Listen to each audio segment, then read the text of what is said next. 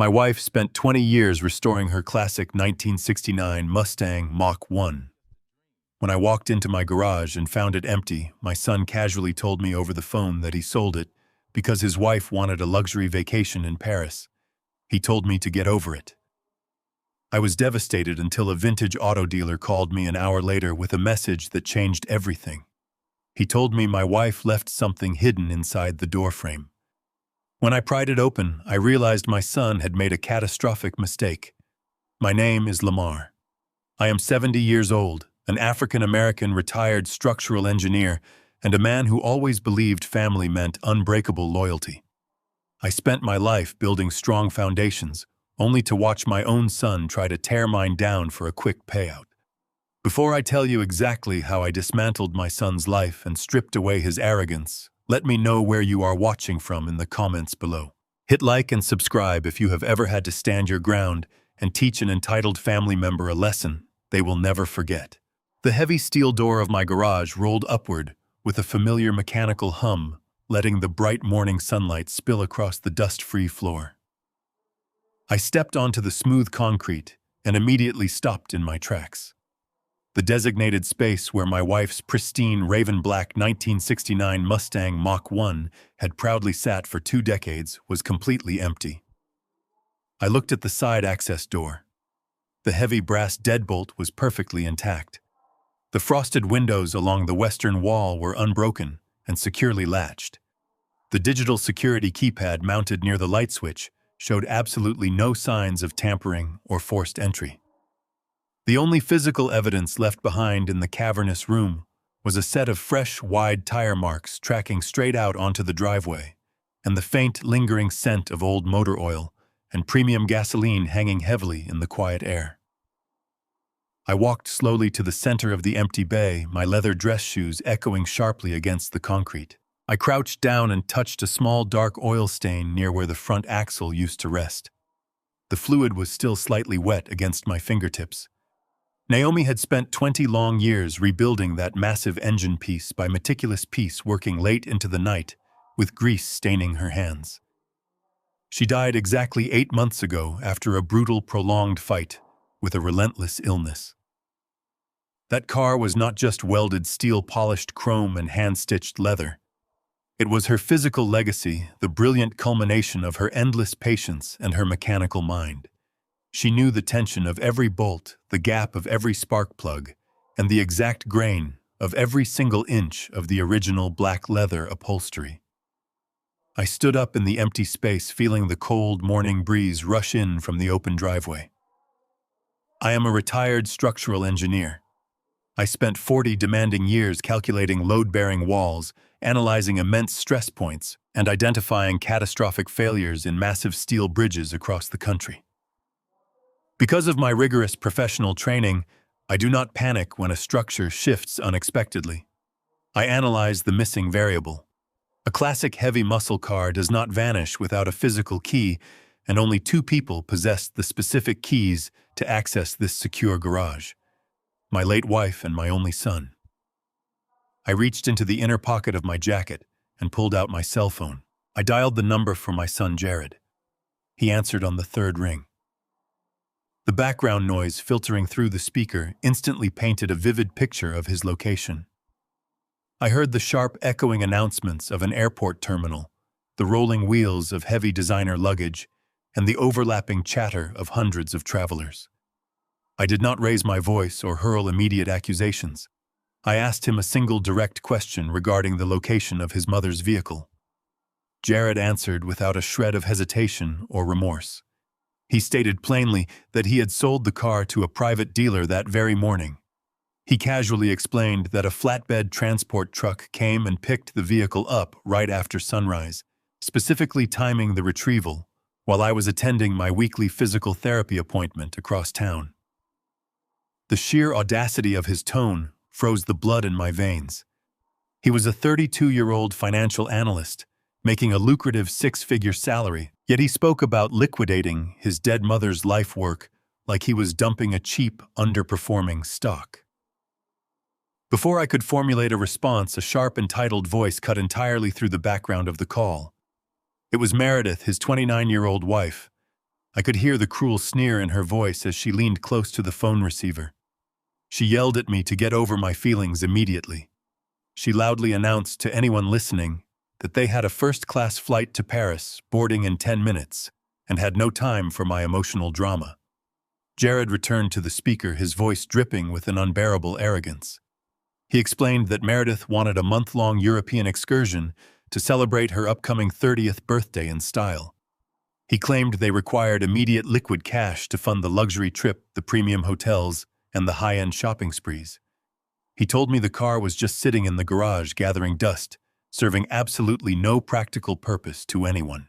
He boldly stated they were putting the equity of the machine to much better use by creating new memories. He dismissed my quiet shock as mere sentimental weakness, completely invalidating the 20 years of sweat and passion his mother had poured into that engine. I demanded to know how he legally sold a vehicle he did not legally own. I reminded him that his mother had purchased that steel frame with her own hard-earned savings long before he was even born.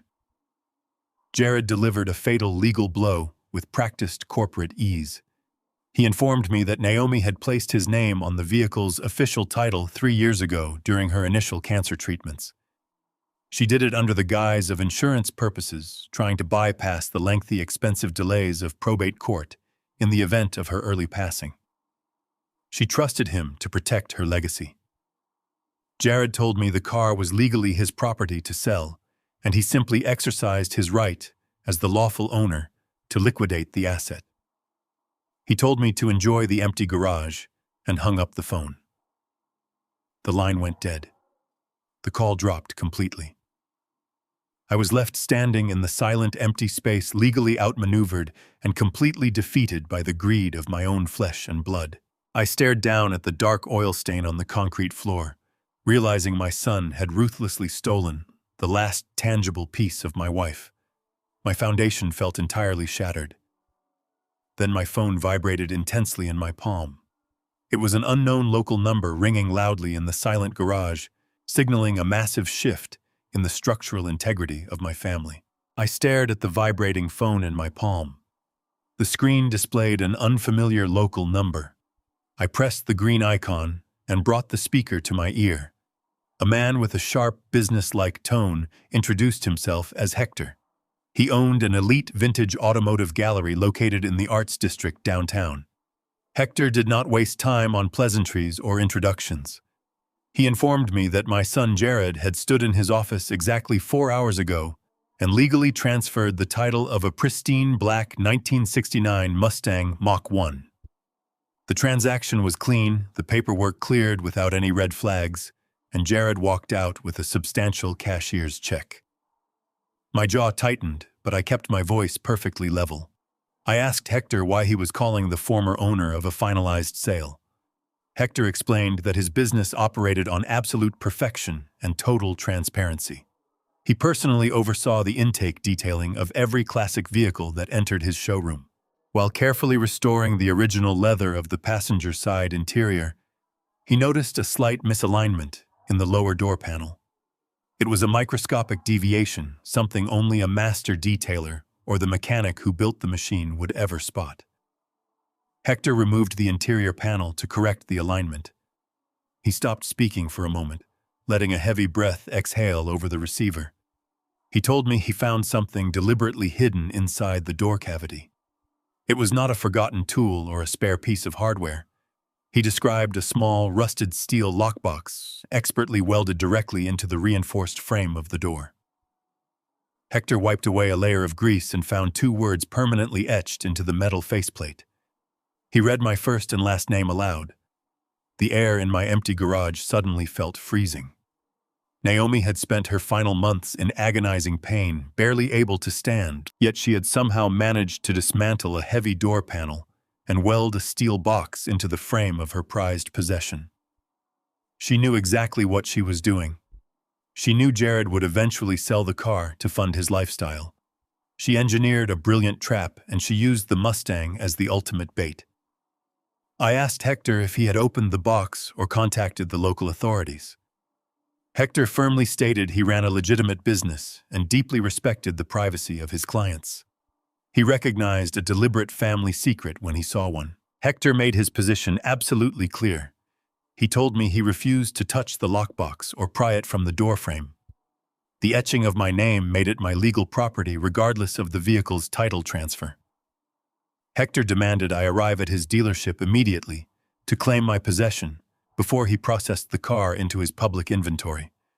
He warned me that if I did not show up before closing time, he would have no choice but to drill the box open himself to ensure nothing illegal was stashed inside his multi-million-dollar showroom. I assured him I was already walking to my vehicle. I ended the call and climbed into my daily driver. My mind processed the variables with mechanical precision. Naomi was a brilliant woman. She possessed a mind that saw 10 steps ahead of everyone else in the room. She understood Jared's insatiable greed better than I ever wanted to admit to myself. While I spent years trying to guide our son with stern lectures and moral expectations, Naomi watched his reckless financial behavior and prepared a silent, ironclad contingency plan. She knew her death would remove the only barrier holding his entitlement in check.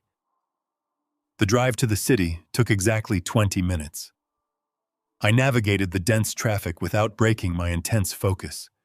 I parked across the street from a sleek, glass-fronted building displaying millions of dollars in restored automotive history. I pushed through the heavy glass doors of the gallery. Hector stood waiting near the service bay, a polishing cloth tight in his hand. He nodded respectfully and pointed toward the back of the pristine room. The Mustang sat under a grid of brilliant fluorescent lights. The polished black paint reflected the pristine white floor of the showroom, like a dark mirror. I approached the passenger side. Hector had left the leather interior panel detached, exposing the raw steel skeleton of the door. I crouched down the joints in my knees, popping slightly, in the quiet room. Hidden deep within the cavity, nestled securely behind the window regulator, was the rusted lockbox. The welds holding it to the frame were rough but incredibly strong.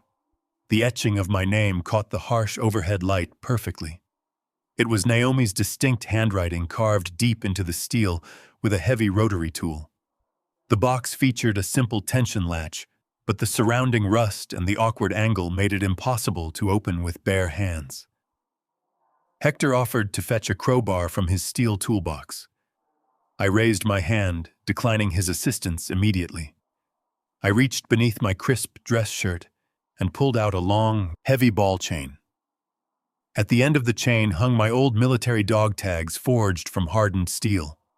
I had worn them every single day since my deployment decades ago. They were a permanent reminder of disciplined survival and the absolute necessity of carrying the right tools into unpredictable environments. I gripped the thickest tag, wedged the reinforced edge directly into the rusted seam of the lockbox latch, and applied precise, calculated torque. The metal groaned under the localized pressure. With a sharp snap, the latch broke free. The lid of the box popped open. I reached inside the narrow cavity. My fingers brushed against thick, heavy paper. I carefully extracted a pristine manila envelope completely untouched by the grease and grime of the surrounding doorframe. The envelope was sealed with thick red wax. In the top right corner, Naomi had written a date in black ink. I recognized the numbers instantly. She sealed this envelope exactly 2 weeks before she took her final breath. She spent her last days securing this vault. I thanked Hector for his discretion, tucked the envelope under my arm, and walked straight out of the showroom. I sat in the driver's seat of my car, staring at the red wax seal. I broke the wax seal. I fully expected to find a sentimental farewell letter, a final expression of love from the woman who anchored my life. Instead, I pulled out a dense stack of heavily notarized legal and financial documents. The first few pages outlined the creation of a blind corporate LLC established in Delaware. Naomi had quietly and legally transferred the total equity of the Mustang directly into this corporate entity. Jared's name was on a superficial title completely subordinate to a superior corporate lien. I held the absolute legal authority to seize the car back immediately. The victory halted instantly as I viewed the second document. It was a rejected bank notice forwarded to the LLC. Jared had not simply sold the car for vacation cash. 6 months ago, my son attempted to secure a $400,000 home equity line of credit against my house. He used the Mustang as collateral to impress the loan officer. The Paris trip was a smokescreen. Jared needed to leave the country because a massive financial crime was currently in motion. I sat at the heavy glass desk in Hector's private back office. The ambient noise of air compressors and pneumatic lifts from the detailing bay faded into a dull hum as I laid the thick stack of papers flat against the glass. Naomi always possessed a mind engineered for structural integrity, anticipating points of failure before the blueprints were even finalized. I stared at the dense legal jargon printed on the heavy ivory stock, recognizing her meticulous foresight in every perfectly indented paragraph. The primary document was a masterfully constructed operating agreement for a blind corporate limited liability company established under the impenetrable privacy laws of Delaware. She finalized the formation roughly 3 years ago, during the exact same week she handed Jared the supposed title to the Mustang. I traced my index finger down the asset schedule.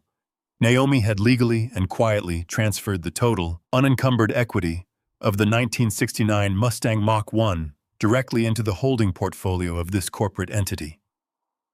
I studied the corporate bylaws attached to the operating agreement. Naomi had engineered the LLC to absorb the Mustang's value as a protected asset, shielding it from individual creditors' probate disputes, and most importantly, unauthorized liquidation by our son. She had quietly filed the transfer paperwork and paid the state fees without ever breathing a word of it at the dinner table. She possessed a terrifying intelligence when it came to anticipating human failure. I was listed as the sole executive manager and primary beneficiary of the trust holding the LLC. Jared's name on the state-issued vehicle title was nothing more than a superficial layer of administrative paint. He thought he was holding the keys to a gold mine. It was legally subordinate to an airtight corporate lien held by the company I now controlled. My son believed he possessed absolute ownership. He believed he held a commanding, untouchable position in this transaction. In reality, he held a worthless piece of paper. He had sold a 6-figure asset that belonged entirely to a heavily guarded corporation. I possessed the absolute legal authority to seize the vehicle back immediately without paying a single cent to the buyer or to Jared.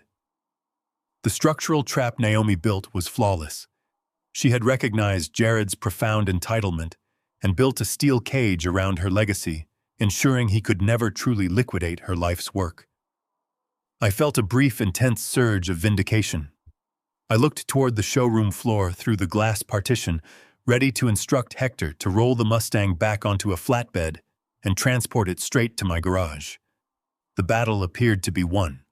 The asset was secure. That brief victory halted instantly as my fingers slid the next document from the heavy stack. It was not a legal filing from Delaware. It was a formal correspondence printed on the thick embossed letterhead of a major national bank. The routing code indicated the document had been legally forwarded directly to the registered agent of Naomi's LLC. I adjusted my reading glasses, my eyes scanning the bold, aggressive font of the subject line. It was a formal notice of rejection for a massive financial instrument. My chest tightened, the air in the room suddenly feeling thin and inadequate. The document detailed a formal application for a $400,000 home equity line of credit. The collateral listed on the application was the sprawling 4-bedroom colonial house I had purchased outright 30 years ago. The primary applicant listed on the aggressive loan document was Jared.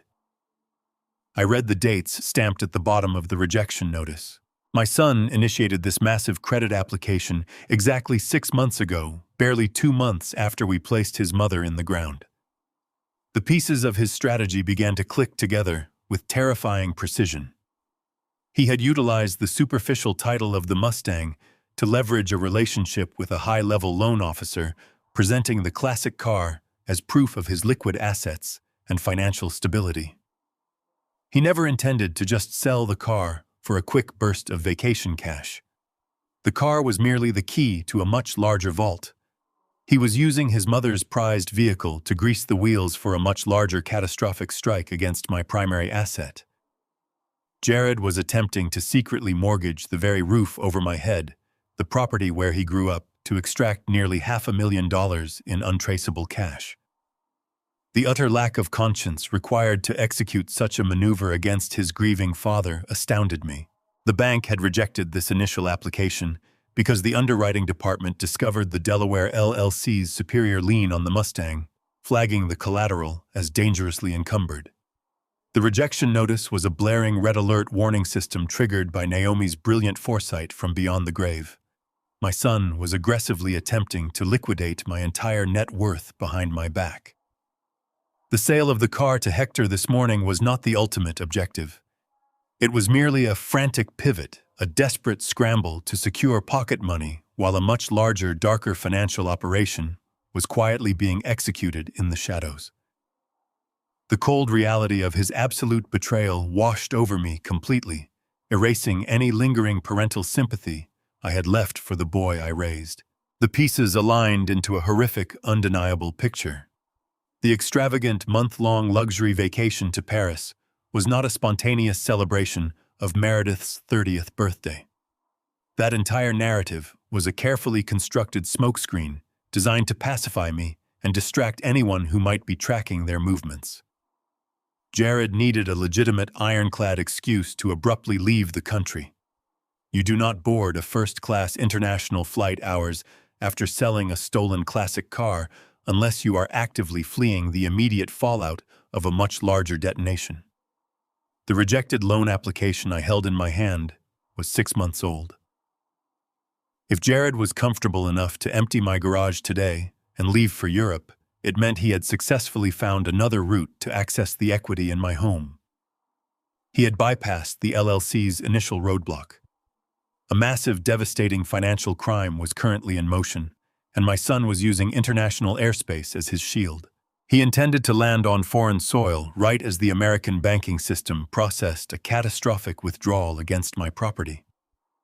He would be sipping champagne in a Parisian cafe entirely out of jurisdiction when the shockwave hit my bank accounts. The sheer magnitude of his arrogance was staggering. I could not process the sheer magnitude of this legal threat alone. The structural integrity of my entire livelihood was under imminent collapse, targeted by the son I had trusted. I systematically aligned the heavy documents, slid them back into the pristine manila envelope, and locked them securely inside my leather briefcase. I stood up and walked out of the office.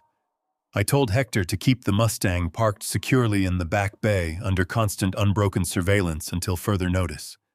I walked out of the gleaming showroom and climbed into my car. The moment the heavy door slammed shut, I pulled out my phone and bypassed my regular family contacts. I scrolled through the directory and dialed the direct unlisted number for Bradley Fox.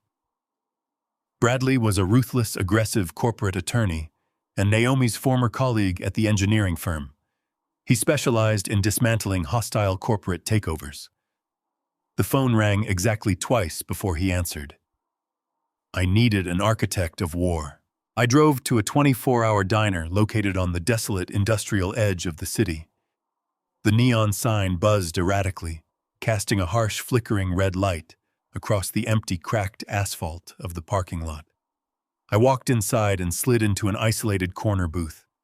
The vinyl seat was split, and the table surface was tacky with years of dried syrup and neglect. The stark, greasy isolation was exactly what this hostile situation required. Bradley Fox arrived precisely 12 minutes later. He wore a sharp, tailored navy suit that stood in stark contrast to the grim environment. Bradley was a ruthless corporate attorney and a former senior associate of my late wife. He operated with the same cold, calculating efficiency that Naomi had always possessed. We did not shake hands. We did not exchange empty pleasantries about the weather or ask polite questions about each other's health. Time was a luxury I no longer possessed. I unclasped the brass locks of my leather briefcase and spread the heavy stack of notarized documents across the sticky table. Bradley retrieved his reading glasses from his breast pocket and began to process the paperwork. He did not speak for several long, agonizing minutes. He traced his manicured finger along the specific dense clauses of the Delaware Corporate Operating Agreement. A slow, deeply respectful smile touched the corners of his mouth.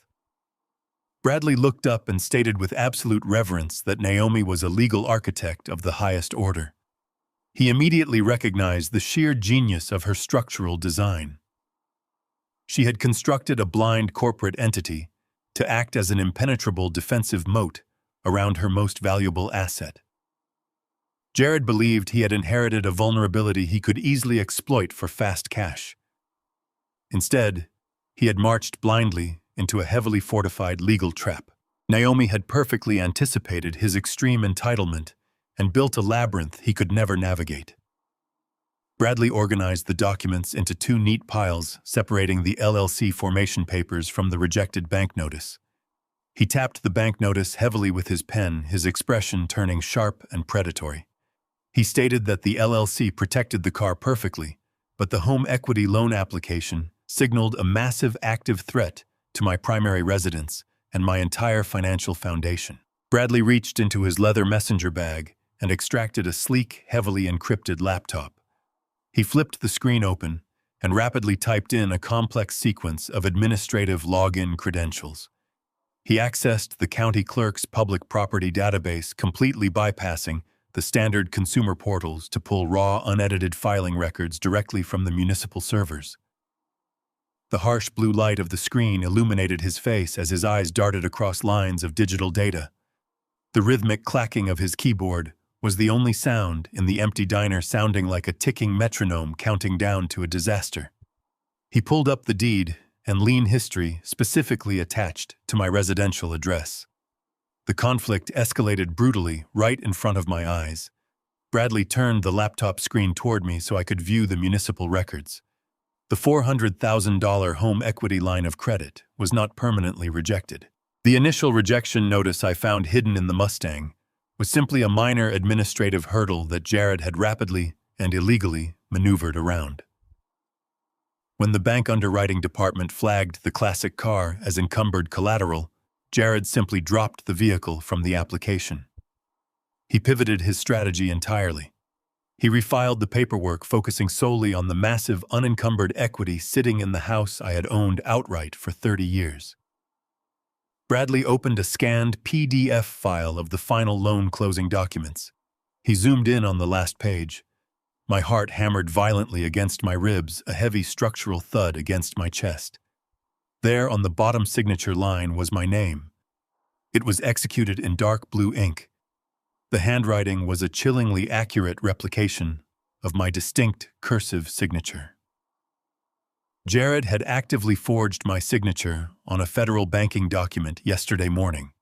He secured a fraudulent notary stamp from a corrupt contact, finalized the closing paperwork, and immediately drove to the airport to board a first-class flight to Paris.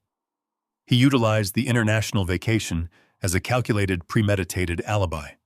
He placed himself an ocean away from the scene of the crime while the federal banking system silently processed his fraudulent paperwork. My son had legally bound my home to a massive debt and left me holding the explosive fallout. Bradley minimized the forged signature and immediately pulled up the automated clearinghouse processing schedules on a secondary secure tab. His legal mind worked like a highly tuned machine, calculating the exact timeline of the institutional transfer. He explained the precise mechanics of the banking transaction with terrifying clarity. Large home equity distributions are subject to a mandatory 3-day federal cooling-off period before the funds are officially released into the recipient's personal accounts. This law was designed to protect consumers, but it was currently the only barrier keeping my net worth intact. Jared signed the forged documents yesterday morning. That meant the federal cooling-off period was actively ticking down as we sat in the diner booth. Bradley checked his gold wristwatch and delivered the fatal mathematical calculation. The $400,000 loan was scheduled to clear the final administrative checks and hit Jared's designated offshore account in exactly 72 hours. Once that digital currency crossed international borders and entered a decentralized European banking haven, it would be permanently unrecoverable. The jurisdiction would shift, and the money would vanish into a maze of shell accounts. I would be legally responsible for a $500,000 mortgage I never authorized, forced to pay off a massive debt just to keep the roof over my head. Meanwhile, my son would be a wealthy fugitive living in European luxury funded entirely by my destruction. Bradley did not hesitate. He immediately reached into his tailored jacket and pulled out his cell phone. He stated his absolute intention to call his primary contact at the Federal Bureau of Investigation, Financial Crimes Division. He coolly outlined the devastating criminal charges my son would face: aggravated identity theft, federal wire fraud, and severe elder financial abuse. He assured me a federal indictment would be swift and merciless. It would result in a heavily publicized criminal trial and a mandatory minimum 10-year sentence in a federal penitentiary for Jared. Before Bradley could unlock his phone screen and dial the number, I slammed my hand down flat against his wrist. I pinned the device to the sticky table with the heavy, unyielding grip of a man who spent his life bending steel. I looked him dead in the eye. A public federal indictment would completely destroy the respectable family name Naomi and I had spent a lifetime building from nothing. I refused to let my legacy become a sensationalized local media spectacle. I instructed Bradley to put his phone away immediately. I had to stop the wire transfer and neutralize the threat, but I was going to do it my way. I kept my hand pressed firmly against Bradley Fox's wrist. The heavy silence of the desolate diner booth stretched between us. Bradley looked at my hand, then up at my eyes, his predatory instinct momentarily paused by my sheer physical resistance. I released my grip and leaned back into the cracked vinyl seat. I explained my reasoning with the cold, structural logic of a man assessing a controlled demolition. Calling the Federal Bureau of Investigation would trigger an immediate, highly public spectacle. A federal raid, the flashing lights of law enforcement at my doorstep, a sensationalized criminal trial plastered across the local and national news networks. That kind of public destruction would permanently stain the impeccable legacy Naomi and I had spent our entire lives meticulously building. Naomi was a woman of profound dignity, a brilliant mind who commanded respect in every room she entered. I refused to let her final masterstroke be reduced to cheap tabloid fodder about a greedy son stealing from his grieving father. I told Bradley that we were not going to hand Jared over to the federal prison system. The federal prison system offers a strange kind of absolution, a predictable routine where the state takes over the burden of punishment. I wanted something far more precise and significantly more devastating. I chose the silent adjustment. I intended to financially decimate my son from the inside out. I would trap him entirely within a cage constructed by his own staggering arrogance and unbridled greed. I wanted him to feel the absolute suffocating terror of losing everything he valued, completely isolated and utterly powerless to stop the collapse.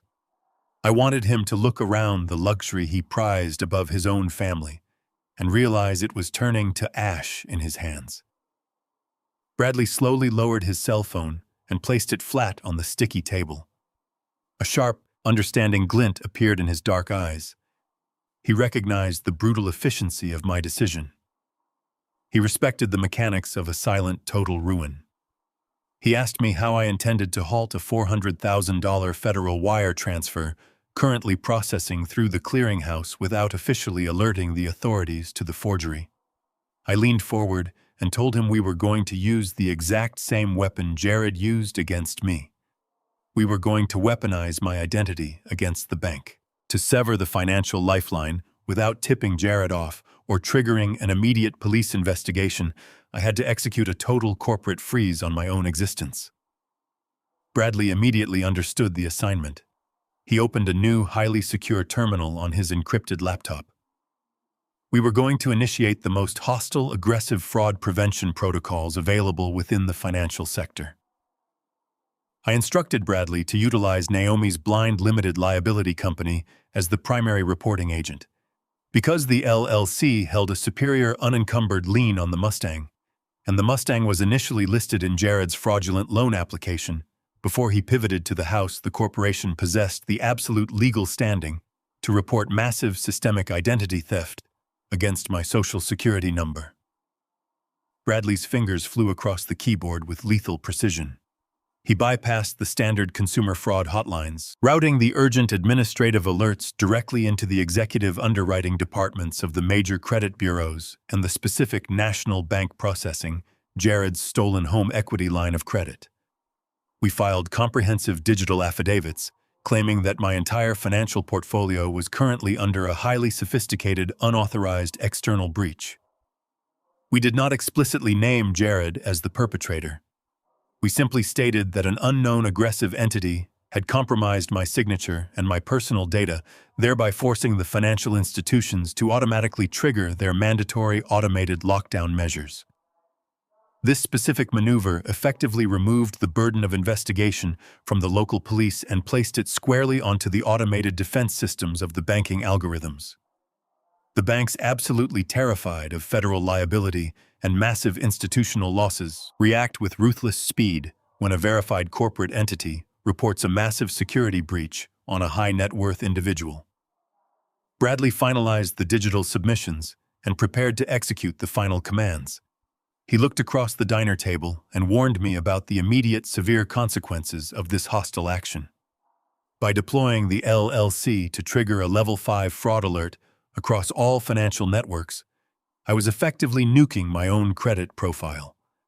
I would not be able to access a single dollar of my own money until the internal investigation concluded.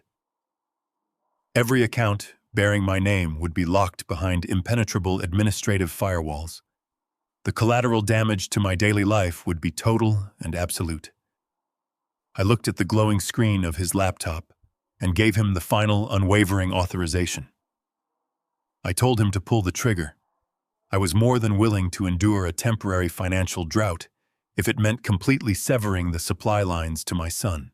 Bradley struck the enter key. The digital shockwave launched instantly into the global banking mainframes. The immediate tangible ramifications hit my personal devices before we even stood up to leave the diner booth. My cell phone vibrated with a rapid, relentless succession of automated text messages and urgent email alerts from 5 different financial institutions. Within 60 seconds, I became legally and practically dead in the global banking system. The heavy platinum credit cards secured inside my leather wallet instantly transformed into completely useless pieces of plastic. My primary checking accounts, my long-term savings portfolios, and my retirement funds plunged into deep, impenetrable administrative lockdowns. Any attempt to swipe a card, write a check, or withdraw physical cash would now trigger a hard decline and a severe institutional fraud warning. I had willingly severed my own financial arteries to execute this tactical maneuver, but the heavy sacrifice accomplished its exact intended purpose.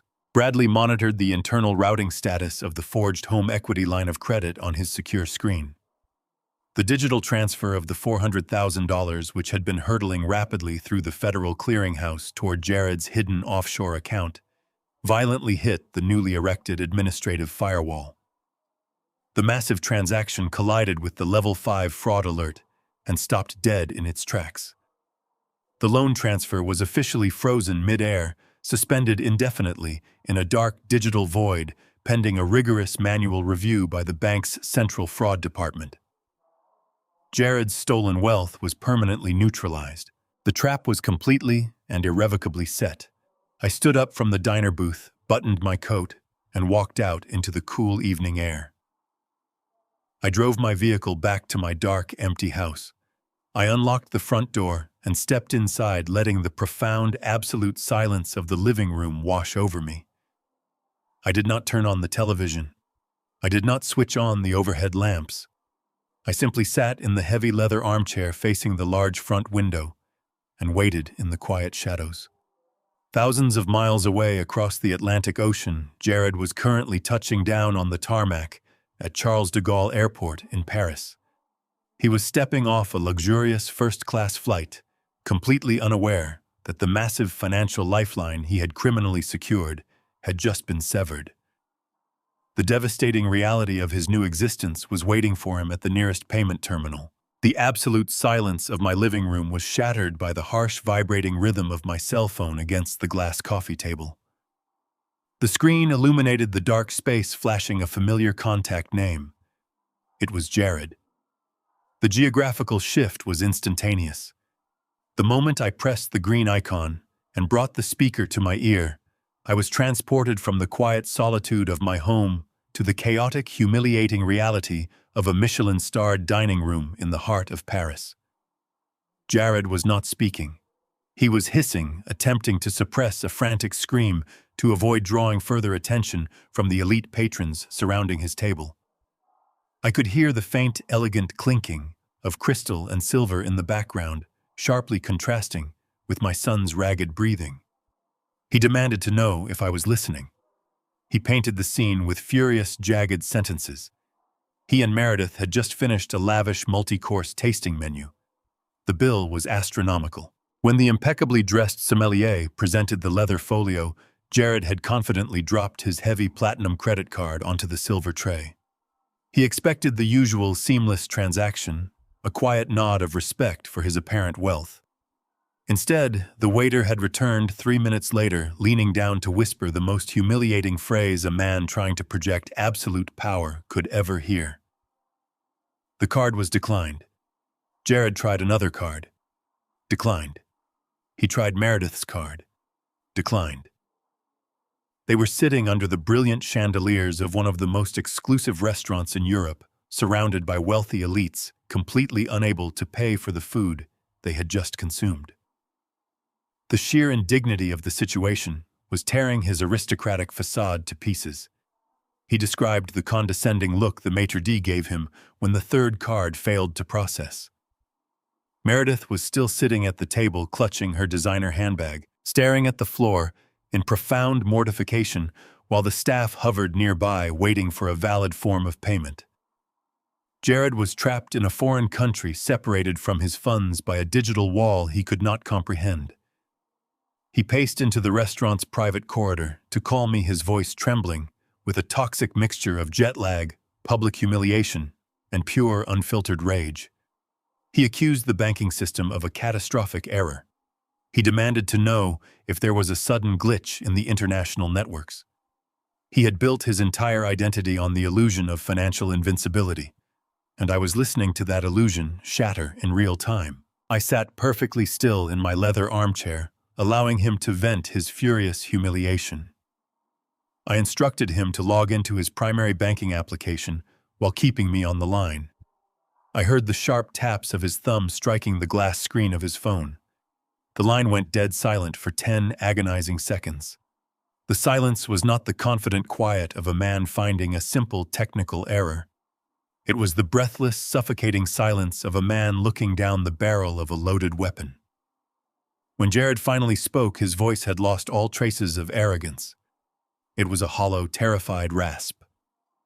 He narrated the digital catastrophe unfolding on his screen.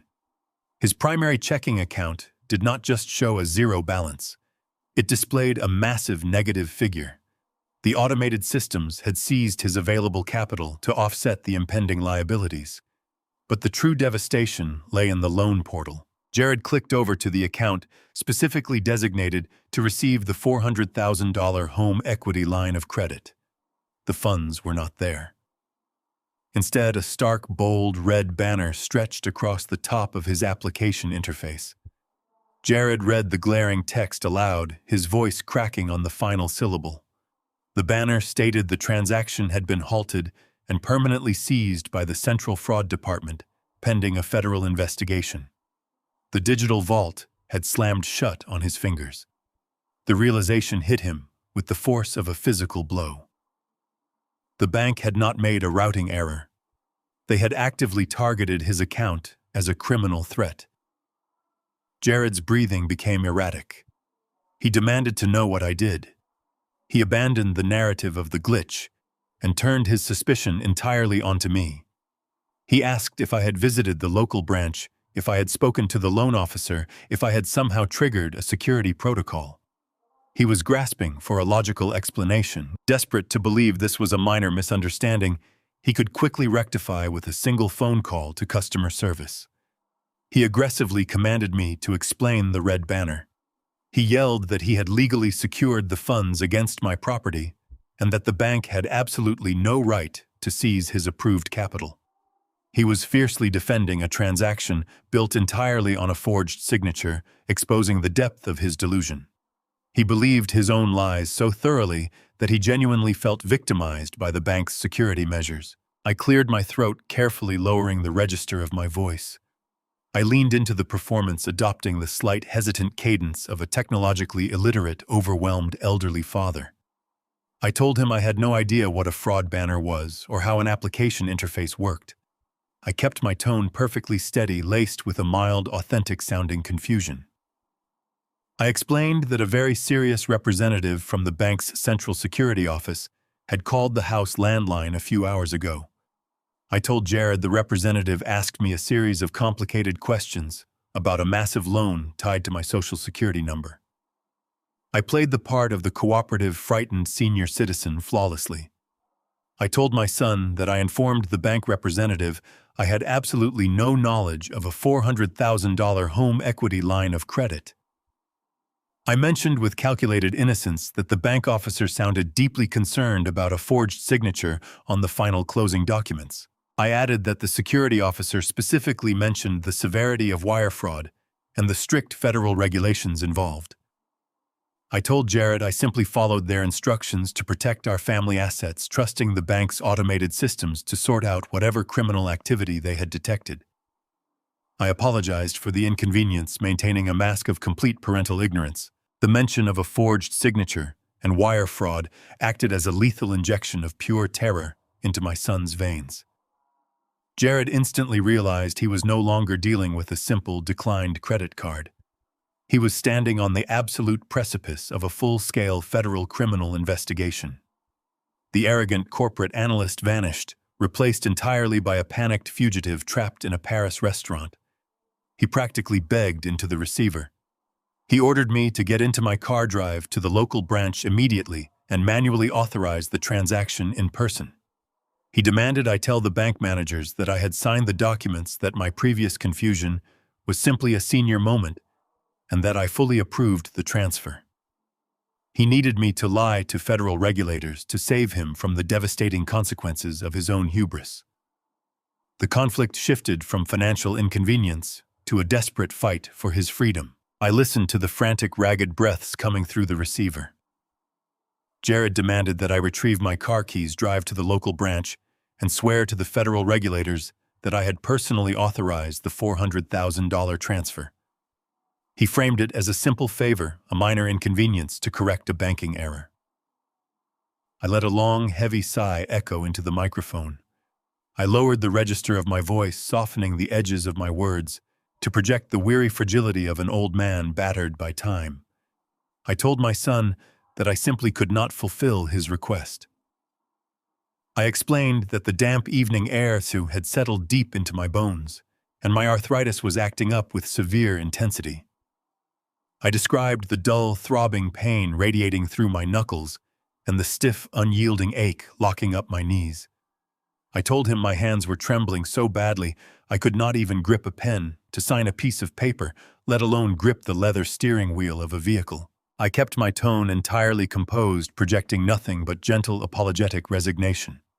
I informed Jared that my physician had explicitly ordered me to remain indoors and avoid any physical exertion when the inflammation flared up. I stated clearly that I would not be able to leave the house for the rest of the week. The sheer absurdity of the excuse, delivered with absolute sincerity, acted as an impenetrable barrier against his demands. Jared suggested I call a taxi or request a ride-sharing service. He offered to pay for a private car to come to my front door and physically escort me into the bank lobby. I calmly replied that the issue was not transportation. The issue was my frail, failing body. I told him that I needed to rest in my recliner and take my medication. I suggested that the bank professionals were highly trained experts who would surely sort out this messy wire fraud business on their own, without requiring an ailing man to intervene. I painted myself as completely helpless, perfectly mirroring the exact image of the disposable, useless senior citizen he believed me to be when he forged my signature. The realization that I was entirely unmovable shattered the last remnants of Jared's corporate composure. The meltdown was instantaneous and visceral. The polished financial analyst vanished, replaced by a terrified, cornered fugitive. He began to beg. His voice cracked as he pleaded with me to understand the gravity of the situation. He admitted that the fraud department would contact federal authorities if the alert was not immediately cleared. He cried into the phone, claiming his career, his freedom, and his entire future were hanging by a thread. When his desperate pleas failed to move my resolve, his terror rapidly curdled into vicious, unfiltered rage. He threatened me. He yelled that he would legally declare me incompetent and place me in a state-run nursing home the moment he returned to American soil. He threatened to completely cut off all contact and ensure I died alone in an empty house. The irony of his threats was palpable. He was threatening to strip away my resources, while his own accounts were locked in a deep federal freeze. He was commanding a father he had just attempted to bankrupt. Then another voice tore through the audio feed. Meredith began screaming in the background. The reality of their financial destruction had finally penetrated her entitlement. She realized the platinum cards were dead, the luxury vacation was instantly dissolved, and her husband was facing an imminent federal indictment. She directed her fury entirely at Jared. She called him an incompetent failure. She shrieked about the humiliation of standing inside a Michelin-starred restaurant with no ability to pay for the meal they had just consumed. The background audio became a chaotic symphony of marital collapse. Waiters were speaking in sharp, angry French. Meredith was throwing a violent tantrum. Jared was screaming commands into the phone, ordering me to stand up and march to the bank. I listened to the destruction of his world for a few precise seconds. I offered a final, polite apology for my failing health. I pressed the red icon on my screen, terminating the call. I immediately held the power button down and watched the digital screen fade to absolute black. I placed the dead device onto the glass coffee table. The profound silence of my protected living room returned. Thousands of miles away, the reality of their stranded existence was settling in with brutal force. Jared and Meredith possessed zero liquid assets in a foreign city that demanded extreme wealth. The frozen bank accounts meant the automatic payment for their 5-star hotel reservation would immediately decline. I knew the exact protocol for high-end Parisian hospitality. The concierge would place a discreet padlock on their suite the moment the daily authorization failed. Their designer luggage, their passports, and their luxury purchases would be held hostage behind a mahogany door until the outstanding balance was settled in full. They were effectively exiled onto the cobblestone streets of a foreign capital. The favorable euro exchange rate meant absolutely nothing when your entire digital portfolio was seized by a federal fraud department. They had no access to emergency cash reserves. They could not purchase a simple cup of coffee, let alone secure a boutique hotel room for the night. Their meticulously planned month of European indulgence had violently crashed into a wall of systemic poverty. They had no friends to call, no corporate contacts who could override a level 5 security freeze, and absolutely no way to access the $400,000 suspended in the digital void. The immense pressure fractured the foundation of their marriage instantly. Meredith had married a lucrative financial analyst with a pristine credit score, not a desperate criminal fleeing a wire fraud investigation. She would not stand by a man who could not provide the luxury she demanded. Her loyalty was entirely conditional, tethered exclusively to the platinum cards that now sat uselessly in Jared's wallet. With zero options left, their immediate survival depended on securing transportation back to the United States. The Parisian authorities would eventually involve local law enforcement regarding the unpaid restaurant bill, but the true threat was waiting across the Atlantic. Federal agents would soon begin tracking the digital footprint of the forged loan documents. Jared and Meredith had to find a way to finance 2 international return flights before the banking system finalized its internal audit. They were entirely grounded, stripped of their power, and trapped in a beautiful city that suddenly offered them absolutely no quarter. Bradley Fox operated with a level of surveillance that bordered on omniscience. Early the next morning, he contacted me via a secure encrypted line to provide a precise real-time update on the collapse of my son's Parisian illusion. Bradley had established digital tripwires across all the locked accounts, allowing him to monitor the exact geographical locations and timestamps of every desperate failed swipe. Jared and Meredith had officially missed their mandatory hotel checkout at 11 in the morning. The five-star boutique hotel on the Avenue Montaigne had unceremoniously locked them out of their suite when the final daily authorization violently rebounded against the federal fraud block. Their designer luggage was impounded by the concierge. Bradley tracked their subsequent movements through a series of frantic denied transactions at nearby automated teller machines. They were rapidly running out of time and completely devoid of options. Without access to a single digital dollar, they were forced to resort to primitive bartering. Bradley utilized a contact within the European banking network to trace a sudden low-value cash deposit made into one of Meredith's secondary previously dormant accounts. The deposit originated from a notorious high-interest pawnbroker located in a gritty industrial district far beyond the pristine tourist sectors of Paris. The pieces assembled themselves perfectly. Meredith possessed only one item of true liquid value that she carried on her person at all times. It was a rose-gold Cartier watch heavily encrusted with diamonds. Jared had purchased that obscenely expensive timepiece 2 years ago to celebrate his promotion utilizing money he had quietly siphoned from a joint account I had foolishly co-signed. She flaunted that watch at every family gathering, wielding it as a glittering weapon to establish her superiority over our modest lifestyle. Now, driven by absolute desperation and the imminent threat of foreign law enforcement, she was forced to walk into a dimly lit, heavily barred shop and slide that prized possession across a scratched glass counter. She traded the ultimate symbol of her arrogant aristocracy for a pathetic fraction of its actual market value. The pawnbroker recognized their desperation and exploited it ruthlessly. They walked out of that shop carrying a meager roll of euros entirely stripped of their dignity. The pawned cash provided a severely limited lifeline. It was barely enough to finance a rapid extraction across the Atlantic Ocean, and it fundamentally dictated the miserable conditions of their retreat. Bradley forwarded me the flight manifest details he extracted from an airline database contact. Jared and Meredith had secured passage on the very next departing flight to the United States, but the luxury they demanded was completely out of reach. The cash only covered 2 last-minute economy-class tickets. They did not secure aisle or window seats.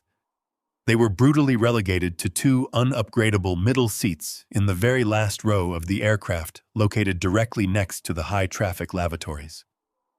The poetic justice of their return journey was absolute. They had departed American soil just 48 hours earlier, in the plush, isolated comfort of international first-class cabins, sipping champagne and celebrating the execution of a masterful financial crime against a grieving father. They had viewed themselves as untouchable titans of modern wealth. Now they were being forcibly shipped back as defeated fugitives. I envisioned the grueling 13-hour flight.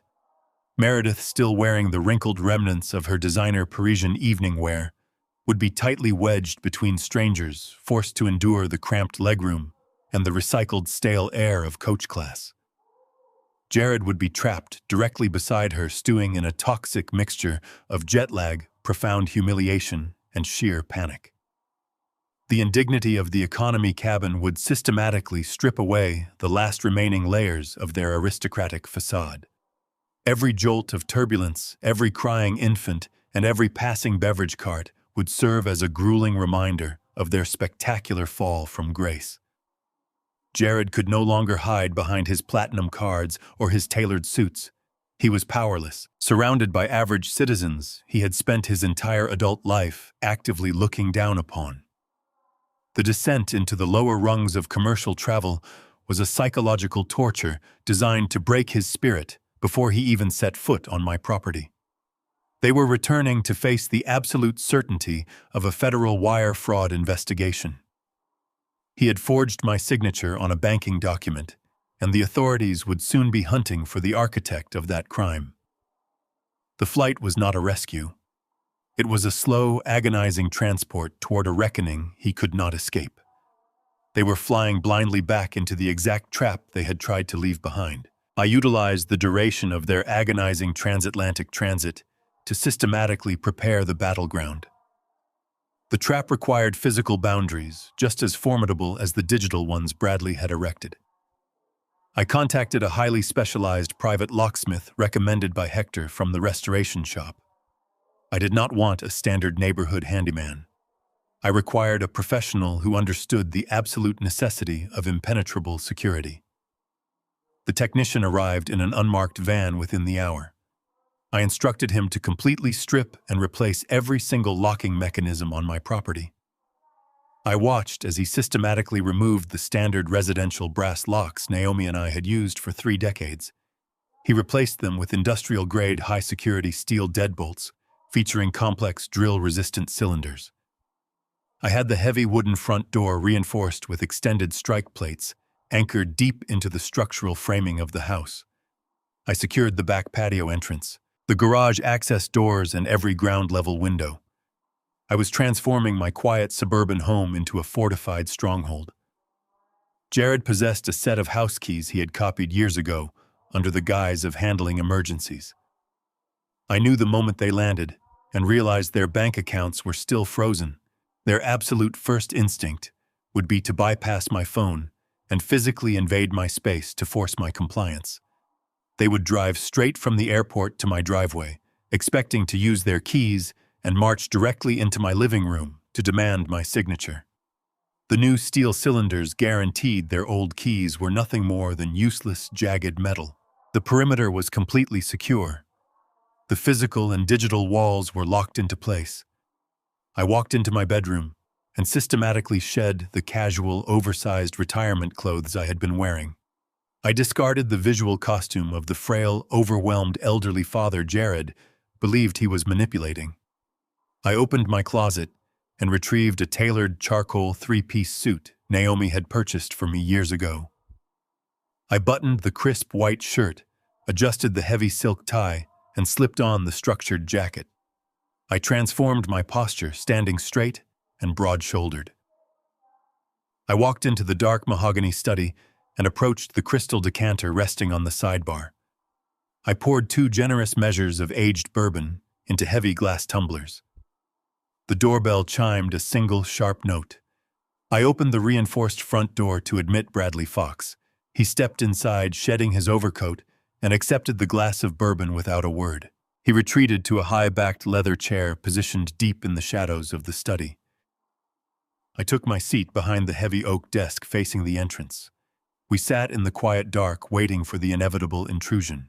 The low hum of a struggling 4-cylinder engine broke the absolute silence of the suburban street. A dented, generic rideshare vehicle pulled into my driveway, its headlights sweeping across the manicured lawn before cutting out entirely. I remained seated in the deep shadows of the study, gripping my crystal tumbler of bourbon, watching the scene unfold through the narrow gap in the heavy velvet curtains. The rear doors of the compact car popped open with a metallic groan. Jared emerged first. He did not step out with the commanding stride of a successful corporate analyst returning from a transatlantic victory.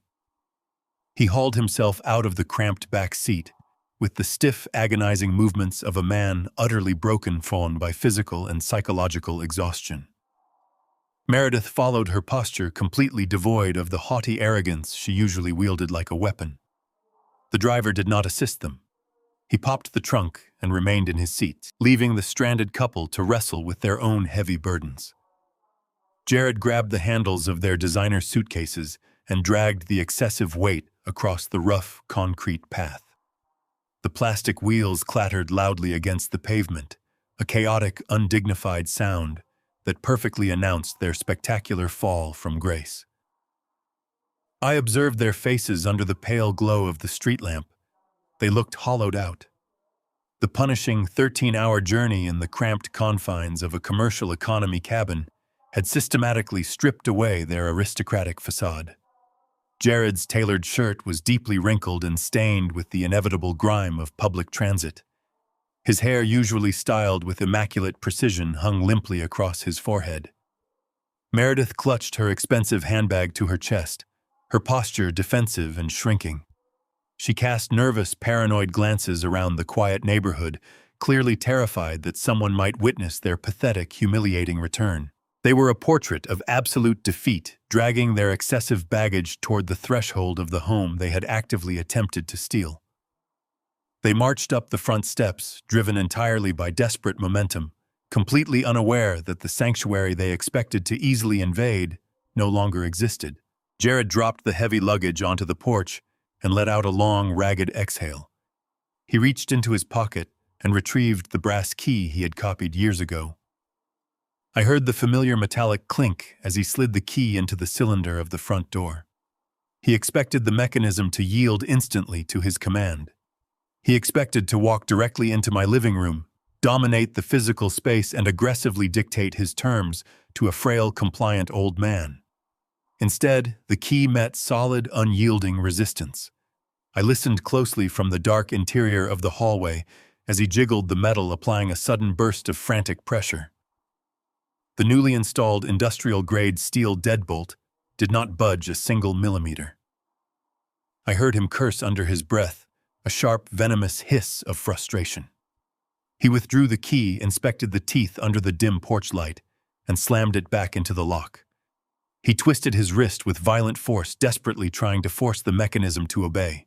The cylinder held firm, a silent testament to the new boundaries I had permanently established. The initial confusion rapidly curdled into raw, unfiltered panic. The realization that he was physically locked out of his childhood home struck him with the force of a physical blow.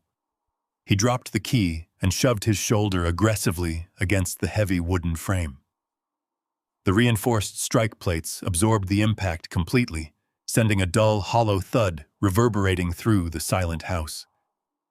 Jared lost whatever remained of his corporate composure. He raised his fist and began to pound relentlessly against the solid wood. The frantic, erratic rhythm echoed his desperate internal state. He shouted my name into the cold night air, his voice cracking with a toxic mixture of exhaustion and fury. He demanded immediate entry. He commanded me to open the door, yelling that he knew I was inside and that he did not have time for my senile games. He ordered me to unlock the deadbolt right this second, screaming that his life was on the line, and he needed my signature immediately to clear his name with the federal regulators. His demands grew increasingly unhinged, transforming from authoritative commands into the panicked shrieks of a cornered animal realizing the trap had definitively snapped shut. He was pounding on the barrier of his own destruction, completely isolated on the front porch, demanding a rescue that would never come. I let his frantic assault on the door continue for a full minute, allowing the absolute reality of his powerlessness to set into his bones. When his shouts began to turn hoarse, I set my glass of bourbon down on the entry table. I stepped squarely in front of the heavy wooden barrier and reached for the steel deadbolt. I rotated the new smooth mechanism with a single deliberate turn. The solid click echoed sharply, silencing Jared instantly. I grasped the brass handle and swung the door open, flooding the dark porch with the warm, harsh light of the entryway. I stood centered in the threshold, completely blocking his path. I did not project the image of the frail, arthritis-ridden father he had berated over the phone. I stood tall and unyielding, clad in the pristine, tailored charcoal three-piece suit. The sharp lines of the worsted wool and the immaculate knot of my silk tie projected an aura of immense, terrifying authority. Jared froze, his fist raised mid-air for another desperate strike against the wood. His bloodshot eyes widened as he processed the stark visual transformation. The sight of my formal, heavily calculated appearance acted as a physical blow to his remaining bravado. He stared at me in stunned silence, completely disoriented by the formidable, powerful man blocking his entry. The narrative he had constructed of a weak, easily manipulated victim instantly evaporated into the cold night air. The profound shock paralyzed Jared for a fleeting moment, but the sheer desperation of his impending federal indictment forced his survival instincts to override his awe. He dropped his raised fist, forcibly swallowed his intimidation, and violently recovered his false bravado. He shoved his shoulder past me, forcing his way across the threshold and storming aggressively into the center of my living room. Meredith trailed closely behind him, her eyes darting nervously toward the dark corners of the house. Jared ignored the stark change in my demeanor and reached deeply into his wrinkled suit jacket. He aggressively yanked out a folded, heavily creased document. He smoothed the paper flat against the glass coffee table with shaking hands. It was a printed bank waiver, releasing him from liability. He leveled a furious, desperate glare at me, fully intending to force my signature onto that page right now. Jared brought his palm down flat against the heavy glass coffee table, the sharp crack echoing through the room. The printed bank waiver fluttered before settling under his trembling hand. He did not look like a man who had just committed federal wire fraud. He looked like an enraged executive reprimanding a disobedient subordinate. He unleashed a torrent of furious accusations, blaming me for triggering a catastrophic security glitch that ruined his European itinerary. He yelled that my technological incompetence had flagged his legitimate transfer, causing the bank to seize his assets entirely by mistake.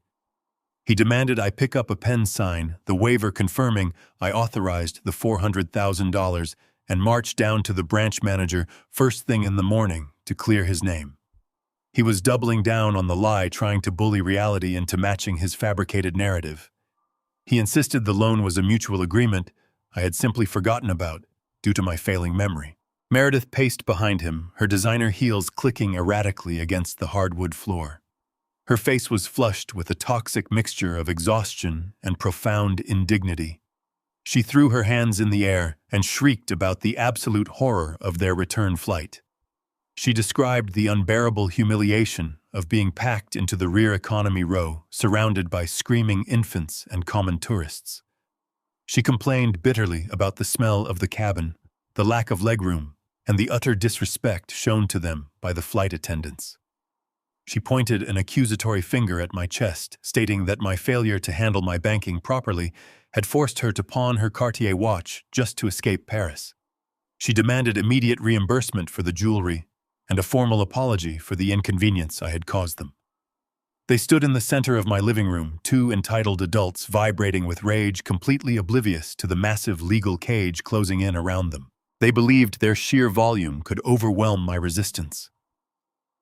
Jared tapped the signature line on the waiver repeatedly, his voice rising to a frantic pitch as he ordered me to fix the mess I had supposedly created. The sheer audacity of their demands hung in the air, a testament to a lifetime of unchecked privilege. I did not raise my voice to meet theirs. I did not offer a single word of defense, nor did I reach for the pen Jared forcefully shoved across the glass table. I remained standing in the entryway, my posture rigid beneath the tailored charcoal wool of my suit. I allowed their chaotic, desperate energy to crash against my absolute stillness. The silence I projected was deliberate and heavy, designed to swallow their frantic commands without leaving a ripple. I watched Jared's chest heave as he gasped for air, his face slick with sweat from the physical exertion of his own tantrum. Meredith eventually stopped pacing, her high-pitched complaints faltering as she noticed my total lack of reaction. The room slowly descended into a suffocating quiet, save for the ragged breathing of my son and his wife. From the deep shadows of the adjoining study, the distinct clink of an ice cube hitting crystal fractured the silence. Bradley Fox remained seated in the high-backed leather chair, his legs casually crossed, sipping his bourbon. He did not introduce himself. He merely observed the spectacle with the cold, detached fascination of a scientist monitoring a successful experiment. Jared's eyes darted toward the study, a flicker of genuine confusion piercing his arrogant facade. He realized we were not alone, and the presence of a silent man in a tailored suit drinking in the dark fundamentally disrupted his sense of control. He looked back at me, his mouth opening to demand an explanation for the stranger in our house. I did not give him the opportunity to speak.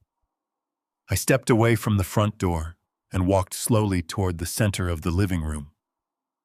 My leather shoes made no sound on the thick Persian rug. I bypassed the coffee table, entirely ignoring the forged bank waiver completely.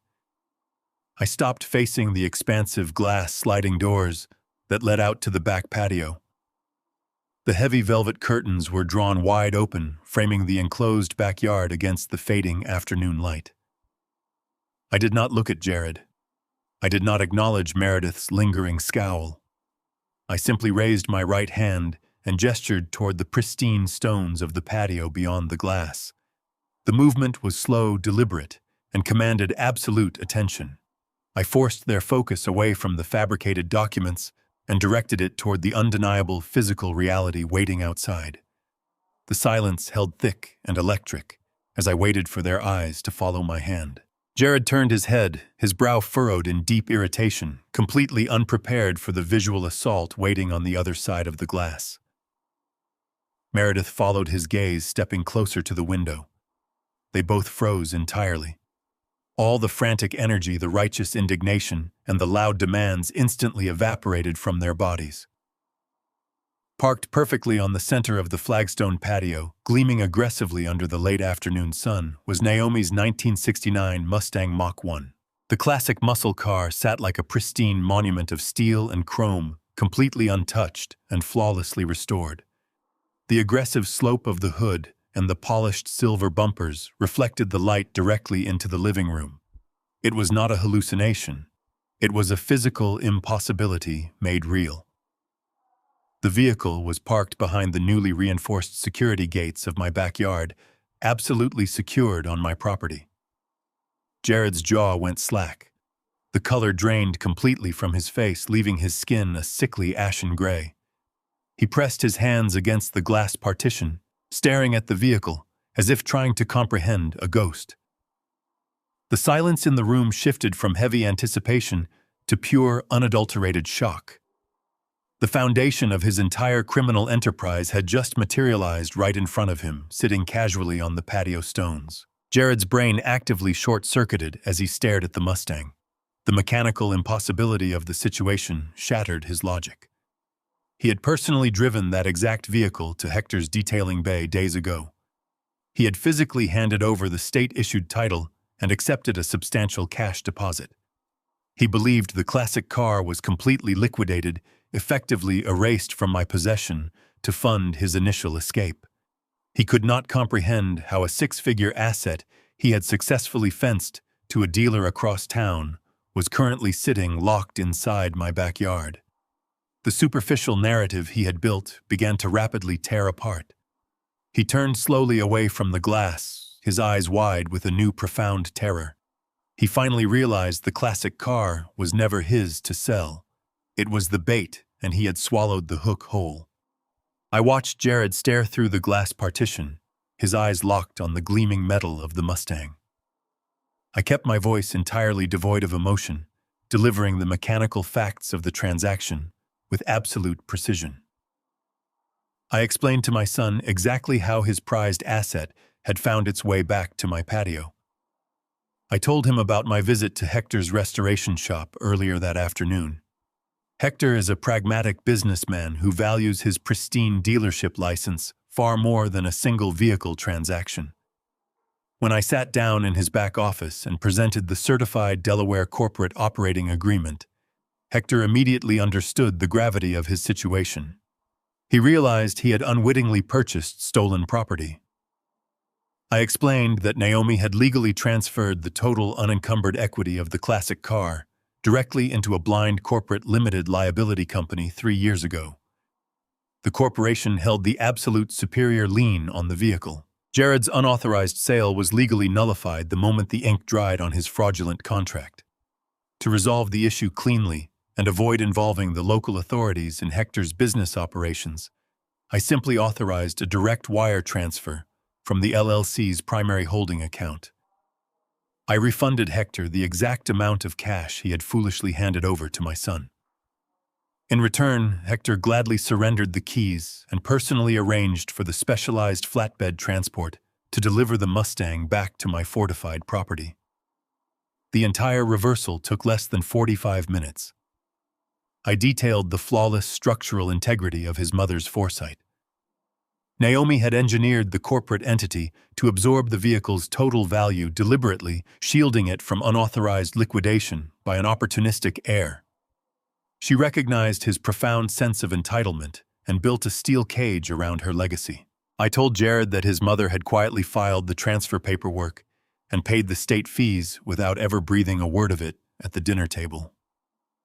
The car belonged entirely to a heavily guarded corporation, and I was the sole executive manager possessing the absolute legal authority to seize it back instantly. The transaction was a textbook corporate repossession executed without a single raised voice or messy legal dispute. The vehicle was secure, and Jared's grand theft was completely undone before he even landed on foreign soil. Jared remained paralyzed by the sliding glass door, his breath fogging the pain. The devastating truth of my explanation began to dismantle his reality piece by piece. He realized with absolute clarity that he never actually owned the 1969 Mustang Mach 1. The state-issued title he had proudly held the piece of paper he believed granted him total dominion over a six-figure asset was nothing more than a superficial layer of administrative paint. It was a completely worthless decoy. His mother had handed him a prop while silently securing the actual value behind an impenetrable corporate wall. The crushing weight of her posthumous intelligence settled heavily onto his shoulders. He had marched blindly into a transaction, believing he held a commanding, untouchable position, only to discover he was a pawn in a brilliantly designed legal trap.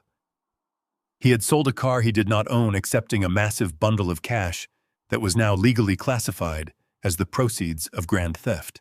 The profound humiliation of being so thoroughly outsmarted by the parents he viewed as disposable relics visibly buckled his rigid posture. Jared slowly spun around to face me, finally tearing his eyes away from the pristine vehicle on the patio. The blood rushed back into his face, replacing his pale shock with a vivid pulsing crimson. He looked at my tailored suit, the unyielding calm in my posture, and the complete lack of surprise in my eyes.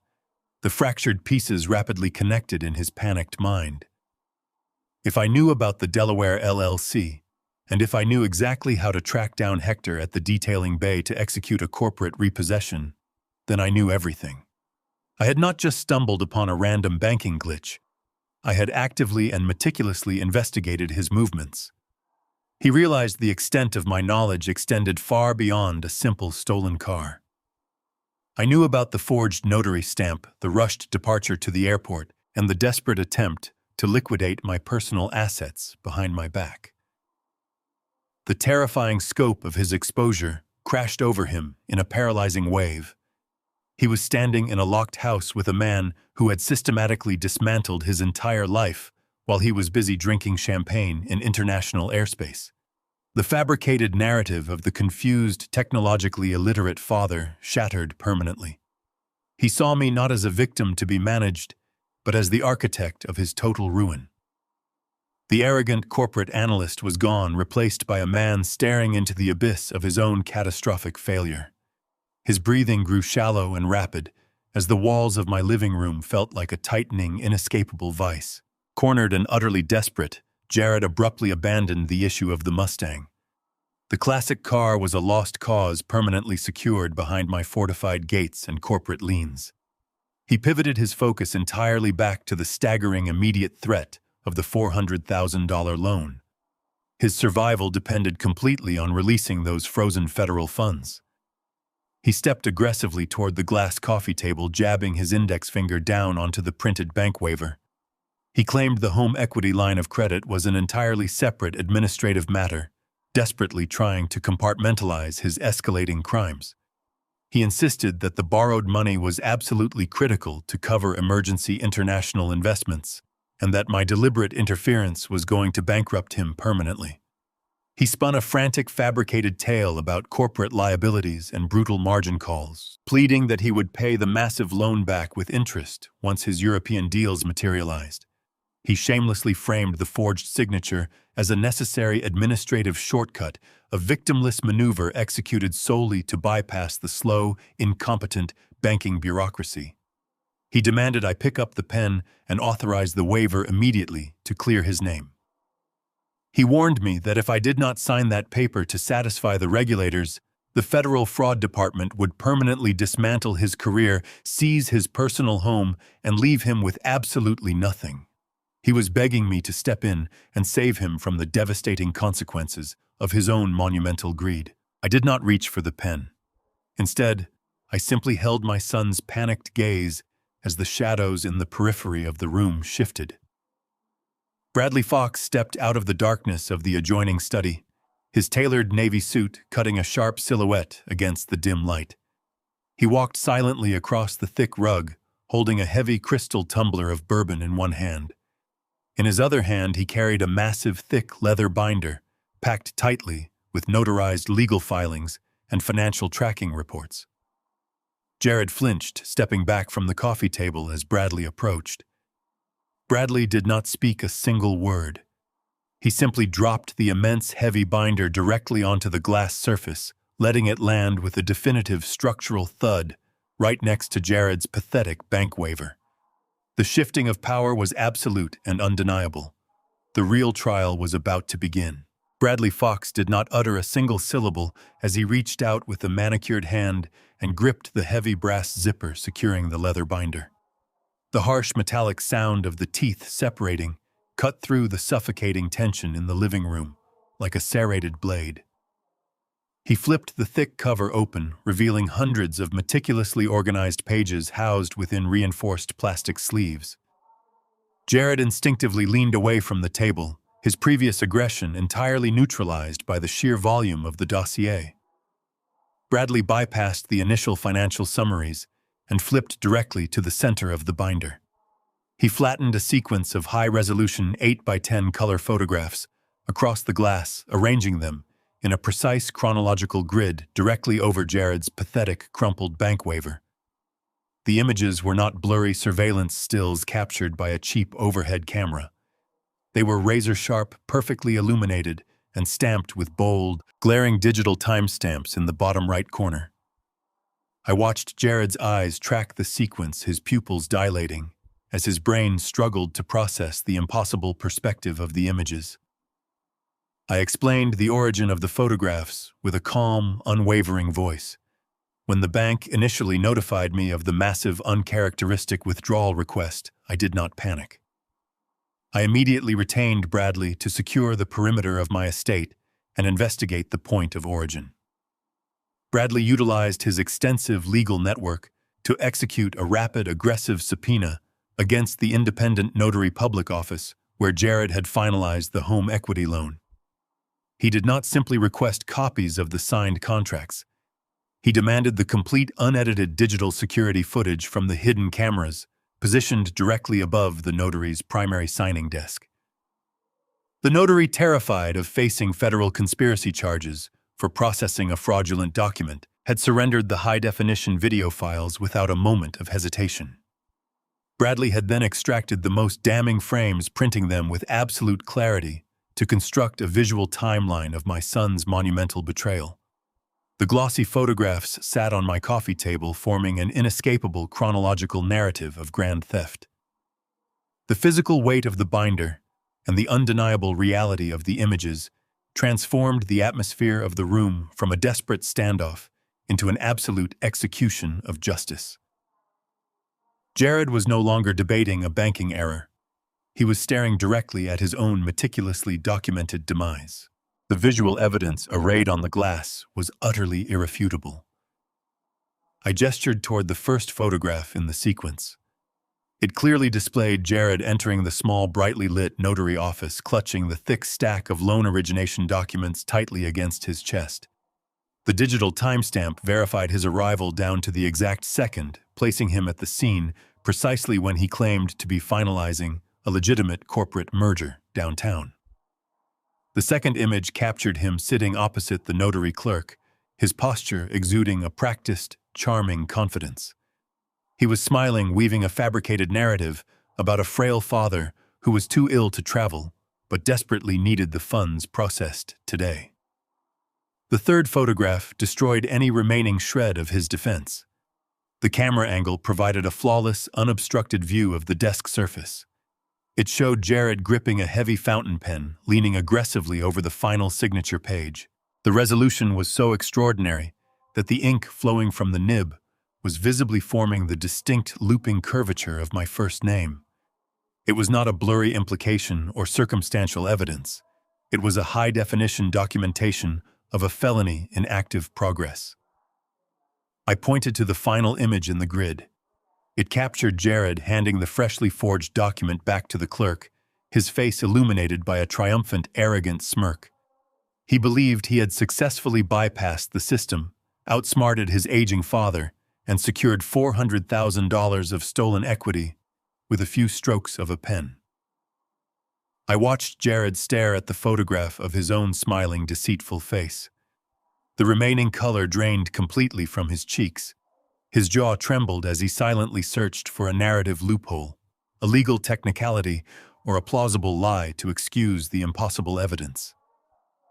There was no defense against the images on the table. He could not claim a misunderstanding. He could not blame a clerical error. He was trapped entirely by his own recorded actions. The arrogant corporate facade he had maintained for years disintegrated into dust. He had built his entire identity on the illusion of superior intelligence, but the photographs proved he was nothing more than a common sloppy thief caught red-handed by a superior strategy. Meredith stepped forward, her eyes scanning the glossy prints. A low, horrified gasp escaped her lips. She looked at her husband, the man who had promised her endless luxury and an untouchable aristocratic lifestyle, and saw the undeniable truth of his incompetence. The silence stretched heavy and absolute, broken only by the sound of Jared's ragged, uneven breathing. The trap had not merely closed around him, it had crushed him entirely. Bradley Fox finally broke his silence. His voice was clinical, sharp, and entirely devoid of empathy. He leaned over the table and began to detail the exact federal statutes Jared had violated, reciting the legal codes with the rhythmic precision of a ticking metronome. He listed wire fraud for the electronic transfer of the stolen funds across international borders. He cited aggravated identity theft for the malicious use of my personal credentials to secure the loan. He detailed the specific penalties for elder financial abuse, emphasizing the severe sentence enhancements triggered by targeting a senior citizen. He concluded the devastating list with felony forgery. Bradley did not raise his voice or inject any emotion into his delivery. He treated Jared not as a formidable opponent, but as a finalized closed case file. He informed my son that the Department of Justice rarely offered plea deals when presented with such overwhelming, high-definition visual evidence. He stated with absolute certainty that the minimum mandatory sentence for this specific combination of federal offenses was 15 years in a high-security penitentiary. The number hung in the air, cold and definitive. 15 years stripped of his tailored suits, his luxury vacations, and his arrogant superiority. 15 years of absolute confinement. Bradley stepped back into the shadows, leaving the devastating weight of the law resting squarely on Jared's shoulders. The illusion of a quick fix, a simple signature to release frozen funds, vanished entirely. Jared completely lost his breath. His knees buckled, unable to support the sudden crushing gravity of his reality.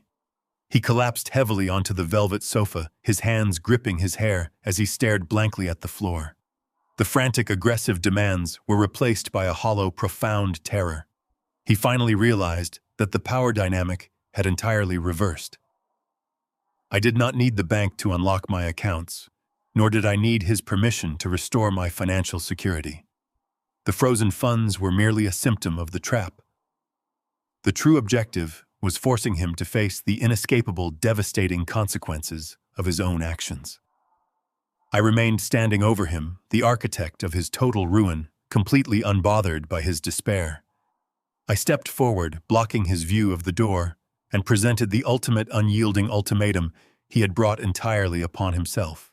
Bradley Fox's heavy leather binder rested on the glass table like a physical anchor, pinning Jared's frantic hopes to the floor. I stepped forward into the harsh light of the living room.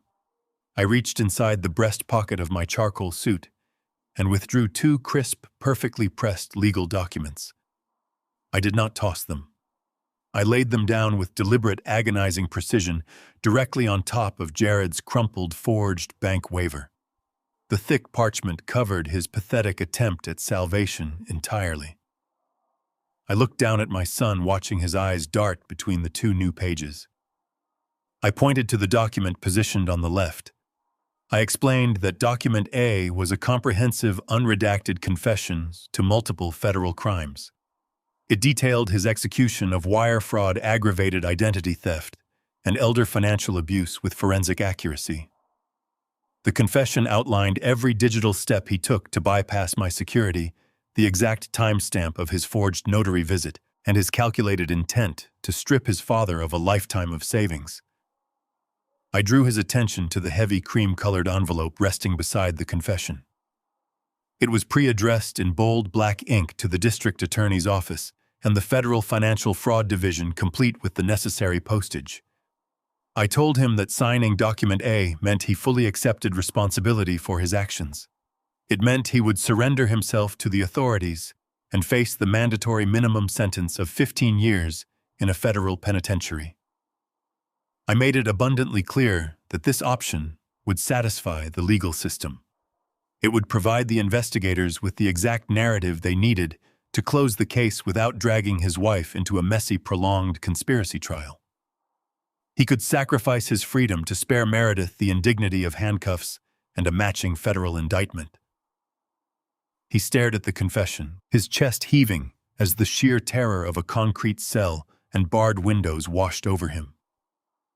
The reality of a decade and a half locked away from his luxury restaurants, his tailored suits, and his pristine corporate offices paralyzed his lungs. He looked up at me, his face a mask of absolute horror, silently begging for a reprieve that he knew I would never grant. I shifted my hand and pointed to the page resting on the right. I introduced Document B as the alternative to a federal cage. I kept my voice entirely stripped of emotion, delivering the terms of his financial execution with the cold precision of a corporate auditor. Document B was an irrevocable, ironclad relinquishment of any and all inheritance he might ever expect to receive from my estate. It legally severed him from my bloodline regarding any future assets. However, the document went significantly further than his future inheritance. It demanded immediate, aggressive restitution for the chaos he had unleashed. I explained that by signing Document B, Jared was executing a total, unconditional transfer of his current wealth. He would sign over the deed to his luxury downtown condominium. He would instantly authorize the early liquidation of his heavily padded 401k retirement accounts, absorbing the massive early withdrawal penalties himself. He would transfer his entire diversified investment portfolio, his hidden offshore holdings, and every liquid asset he possessed directly into Naomi's Blind LLC. I broke down the exact mathematics of his ruin. The stolen $400,000 had triggered massive institutional damages. The bank required severe financial penalties to close the fraud alert without notifying the federal authorities. Bradley Fox's specialized legal and investigative fees were exorbitant. Document B ensured that Jared's personal wealth would completely absorb these costs. His liquidated assets would pay off the bank's penalty fees, reimburse Hector Sohn for the transportation of the classic car, and compensate Bradley for his masterful surveillance. Every single cent Jared had amassed during his lucrative, arrogant career would be drained to clean up his criminal mess. I told him that signing this document would satisfy the financial institutions. The bank would quietly withdraw the fraud alert, the federal investigation would be aborted, and he would retain his physical freedom. But he would walk out of my house with absolutely nothing. His net worth would drop to zero. His credit score would be annihilated. His status as a wealthy, untouchable corporate titan would be permanently erased. He would be forced to start over from the absolute bottom, stripped of the unearned advantages he had wielded so cruelly against others. The financial guillotine hovered directly over his neck. I watched as the full magnitude of his impending poverty settled deep into his bones extinguishing the last remaining embers of his arrogance.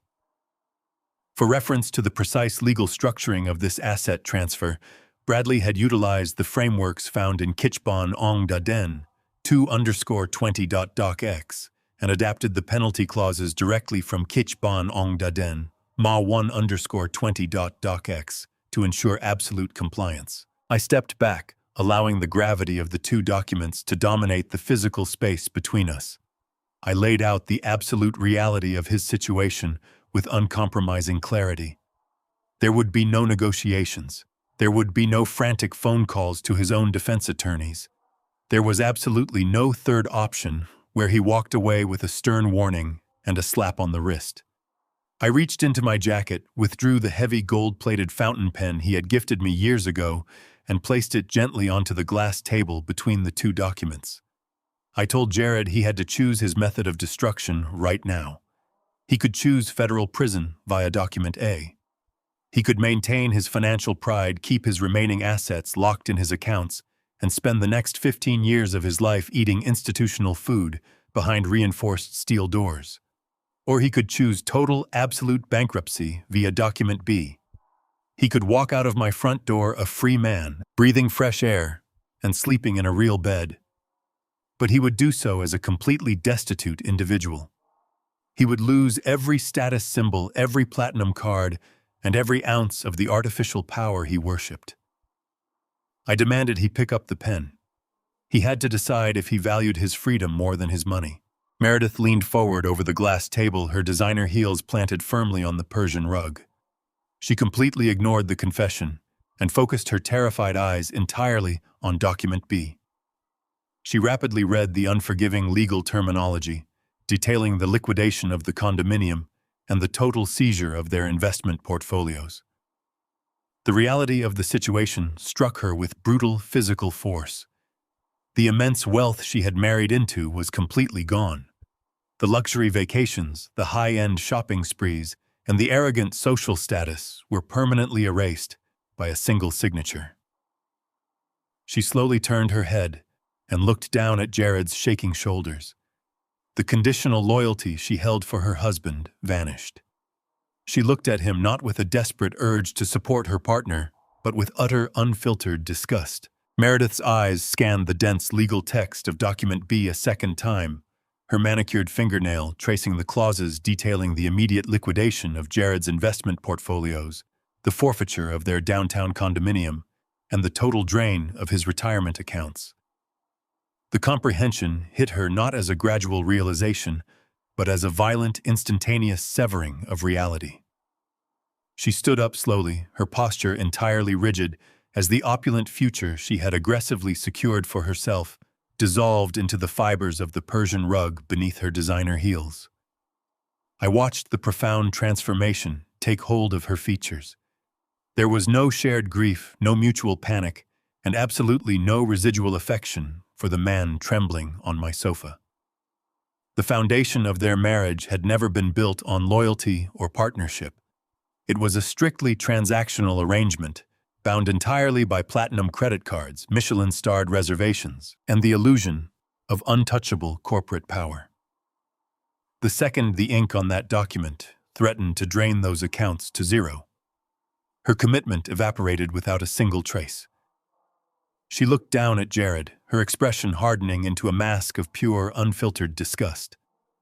She saw a man who had not only failed to deliver on his arrogant promises, but had also managed to drag her into the humiliating spotlight of a federal criminal investigation. Jared reached a shaking hand toward her, seeking the comfort of his partner, desperate for a unified front against the crushing weight of my ultimatum. Meredith recoiled instantly. She physically slapped his hand away as if his touch carried a terminal disease. The physical rejection echoed sharply in the quiet living room. She straightened her spine, pulling her designer jacket tightly around her shoulders, creating an impenetrable physical barrier between her remaining dignity and his absolute ruin. The calculating speed with which she detached herself was breathtaking. She was already reevaluating her survival strategy, running the numbers in her head, and recognizing that Jared was no longer an asset. He was a massive sinking liability, a penniless felon who would drag her down into a life of poverty, public humiliation, and endless legal interrogations. The aristocratic entitlement she had wielded just moments ago vanished completely, replaced by the cold, predatory instinct of a parasite preparing to abandon a dying host. Jared stared at her, his voice cracking as he pleaded for her to understand, begging her to stand by him while he negotiated a way out of this nightmare. Meredith cut him off with a laugh so sharp and devoid of warmth, it stripped the remaining air from his lungs. She looked down at him, her eyes completely devoid of sympathy. She did not offer a single word of comfort or reassurance. She leaned forward, her voice dropping to a vicious, quiet hiss that carried more destructive power than his loudest screams. She called him a pathetic, incompetent failure. She dissected his arrogance with surgical precision, stating that he had spent years pretending to be a financial genius while completely underestimating the intelligence of the parents he so openly despised. She laid bare the reality of their relationship, telling him directly to his face that she had tolerated his insufferable ego strictly for the extravagant lifestyle he provided. Now that the luxury condominium was gone, the portfolios were seized, and the severe threat of a federal penitentiary loomed over his head. He offered her absolutely nothing. Jared tried to speak, stammering frantically about his future earning potential, promising he could rebuild his career once the fraud charges were quietly swept under the rug. Meredith silenced him with a harsh, dismissive shake of her head. She informed him that his career was permanently dead, his reputation was thoroughly destroyed, and he was officially a penniless felon. She explicitly stated her absolute refusal to be anchored to a man who could not even successfully execute a simple forgery without bringing federal regulators down upon them both. She declared that she would not spend the next 15 years of her youth visiting him through a thick pane of plexiglass in a maximum security prison. Her words were meticulously chosen to inflict maximum psychological damage, completely destroying the fragile remnants of his ego. She reached into her coat pocket, retrieved her smartphone, and tapped the screen with rapid, decisive movements. The blue glow illuminated the cold fury in her eyes as she accessed a premium rideshare application. She entered the address for the international airport, selected the most expensive black car service available on her personal untouched credit line, and confirmed the request. She did not ask for his opinion, nor did she offer to bring him along. The transaction was a definitive unilateral declaration of independence. She was securing her own immediate extraction from his catastrophic failure, leaving him entirely alone to face the devastating consequences of his blinding greed. The notification chimed loudly from her device, confirming the imminent arrival of her private transport. Meredith slipped the phone back into her pocket and turned her back on her husband. She stepped toward the entryway, her gaze fixed entirely on the reinforced front door. Jared scrambled to his feet, his voice reaching a pathetic breaking pitch as he begged her not to leave him stranded in my house. She ignored his desperate pleas completely. She reached down and grasped the leather handle of her designer handbag, ensuring her passport, her personal credit cards, and her remaining expensive jewelry were secure. She did not reach for the heavy, cumbersome luggage sitting on the porch outside. The designer suitcases packed with expensive Parisian garments were heavy anchors to a sinking ship. She recognized they would only slow her retreat and tie her to his crimes. She abandoned them without a second thought, prioritizing a rapid, unburdened escape over material possessions she could easily replace with her own hidden reserves. She gripped the heavy brass handle of the front door, turned it sharply, and pulled the barrier open. The cool evening air rushed into the stagnant heat of the living room. She stepped over the threshold, her heels clicking decisively against the concrete path as she marched directly toward the waiting black sedan. She did not turn around. She did not offer a final goodbye. She simply pulled the heavy steel-reinforced door behind her. The industrial deadbolt clicked shut with a brutal metallic finality. The sound of the latch engaging echoed heavily through the silent house, sealing Jared inside his self-constructed prison. The sudden departure of his wife finalized his absolute isolation. The elaborate, wealthy life he had built was completely obliterated in less than 20 minutes. His marriage was permanently over. His finances were thoroughly destroyed. The luxury he worshipped had been systematically stripped away, leaving nothing but the looming threat of a federal indictment. He stood trembling in the center of the living room, staring blankly at the closed door. The reality of his total ruin crashed over him, breaking the last remaining pillar of his resistance. He slowly turned his head, his eyes tracking past the leather binder and the two documents resting on the glass table. He locked his gaze onto me, shedding his corporate arrogance entirely, desperately hoping to extract mercy from a father he had actively tried to bankrupt. Jared watched the heavy oak door click shut, severing his marriage and his primary escape route in a single brutal second. He stood frozen in the center of the living room, the absolute silence of the house pressing down on him. The air grew thick, suffocating the last remnants of his corporate bravado. He looked from the closed door to the imposing figure of Bradley Fox in the shadows, and finally to me, standing resolute and unyielding.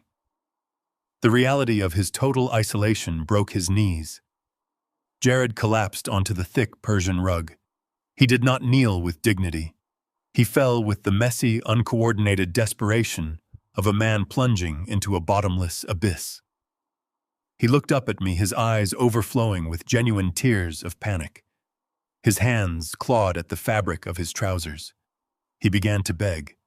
His voice cracked, stripping away the polished cadence of a financial analyst, leaving only the raw, pathetic whine of a terrified child. He pleaded for leniency, claiming that taking away his entire net worth would destroy his life permanently. He wept openly, tears streaming down his flushed cheeks, asking how a father could possibly do this to his own flesh and blood. He demanded to know how I could strip my only son of everything he had worked for. When his appeals to my paternal duty met a wall of absolute silence, he desperately shifted his strategy. He attempted to weaponize my grief. Jared invoked the memory of his mother. He cried that Naomi would be absolutely horrified by my actions. He shrieked that she had loved him, that she had always wanted him to be successful, and that she would never have allowed me to bankrupt her only child. He twisted her memory into a shield, insisting that destroying his life was an insult to the woman I had mourned so deeply. He begged me to think of her, to look at her classic Mustang resting on the patio, and to find the mercy she would have shown him. He threw every emotional manipulation he had ever learned across the glass coffee table, desperately hoping a single word would crack my resolve and save him from the financial ruin outlined in the document before him. I looked down at the weeping man on my floor.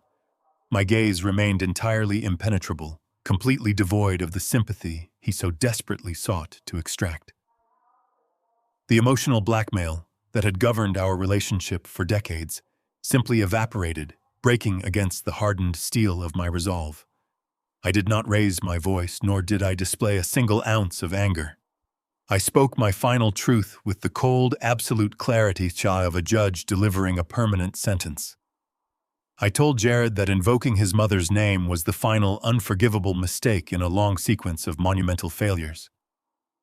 I stated clearly that Naomi's love was never a license for his unmitigated greed. I laid his crimes bare in the quiet room. I told him he had traded his mother's cherished legacy, the classic car she had painstakingly protected, for a superficial European vacation. I reminded him that he had casually traded his father's home, the roof over my head, for a reckless corporate gamble. He had viewed our entire lifetime of hard work as nothing more than a disposable slush fund designed specifically to finance his arrogance. I watched his face contort with shame as the stark reality of his actions echoed through the room. I explained that a family is not an infinite reservoir of unconditional resources waiting to be exploited. Family requires fundamental respect, mutual protection, and absolute loyalty. He had actively chosen to burn those principles to the ground the moment he forged my signature to steal $400,000. I told him he had permanently severed the ties of our bloodline through his own vicious entitlement. He was no longer a son standing in his childhood home. I looked at him with absolute detachment and stated the ultimate consequence of his betrayal. I told Jared that to me he was just a man sitting in my living room. He was a common thief caught in a flawless trap, facing a massive financial debt. He was legally and morally obligated to repay. The paternal shield he had hidden behind his entire adult life was officially and permanently dissolved. There would be no rescue, no secret bailouts, no second chances, and absolutely no mercy. The quiet, compliant man he had manipulated, bullied, and casually dismissed as a senile burden was gone entirely. I was simply the primary creditor, and I was aggressively calling in his outstanding debt in full. His tears meant nothing against the weight of the documented felonies resting on the glass table. I gestured strictly to the gold fountain pen. The finality of my words crushed the last breath of resistance from his lungs. Jared looked from my emotionless face to the thick, cream-colored envelope containing his full confession to federal wire fraud. The sheer terror of the prison sentence outlined in Document A completely overwhelmed him. He visualized the concrete cell, the absolute loss of his freedom, and the permanent destruction of his identity. He realized with brutal clarity that I was entirely capable of mailing that envelope to the district attorney without a single second of hesitation. Completely defeated and physically shaking, Jared pulled himself off the floor and slumped forward over the glass coffee table. He reached out with a violently trembling hand and grasped the heavy gold fountain pen. He positioned the nib over the signature line of Document B. A ragged sob tore through his throat as he pressed the ink into the paper. He signed his full legal name, effectively stripping himself of his entire accumulated wealth. With those harsh, jagged strokes, he legally surrendered his luxury condominium, completely liquidated his massive retirement accounts, and transferred every single dollar of his diversified investment portfolios directly into Naomi's corporate entity. He signed away his entire future to buy his physical freedom legally, severing his access to the aristocratic lifestyle he worshipped. He dropped the pen onto the glass. It clattered sharply against the table, a definitive sound marking the total and absolute transfer of his power. He possessed nothing. Bradley Fox moved seamlessly from the shadows the instant the pen left Jared's hand. He stepped to the coffee table and efficiently collected Document B, sliding it safely into his leather binder.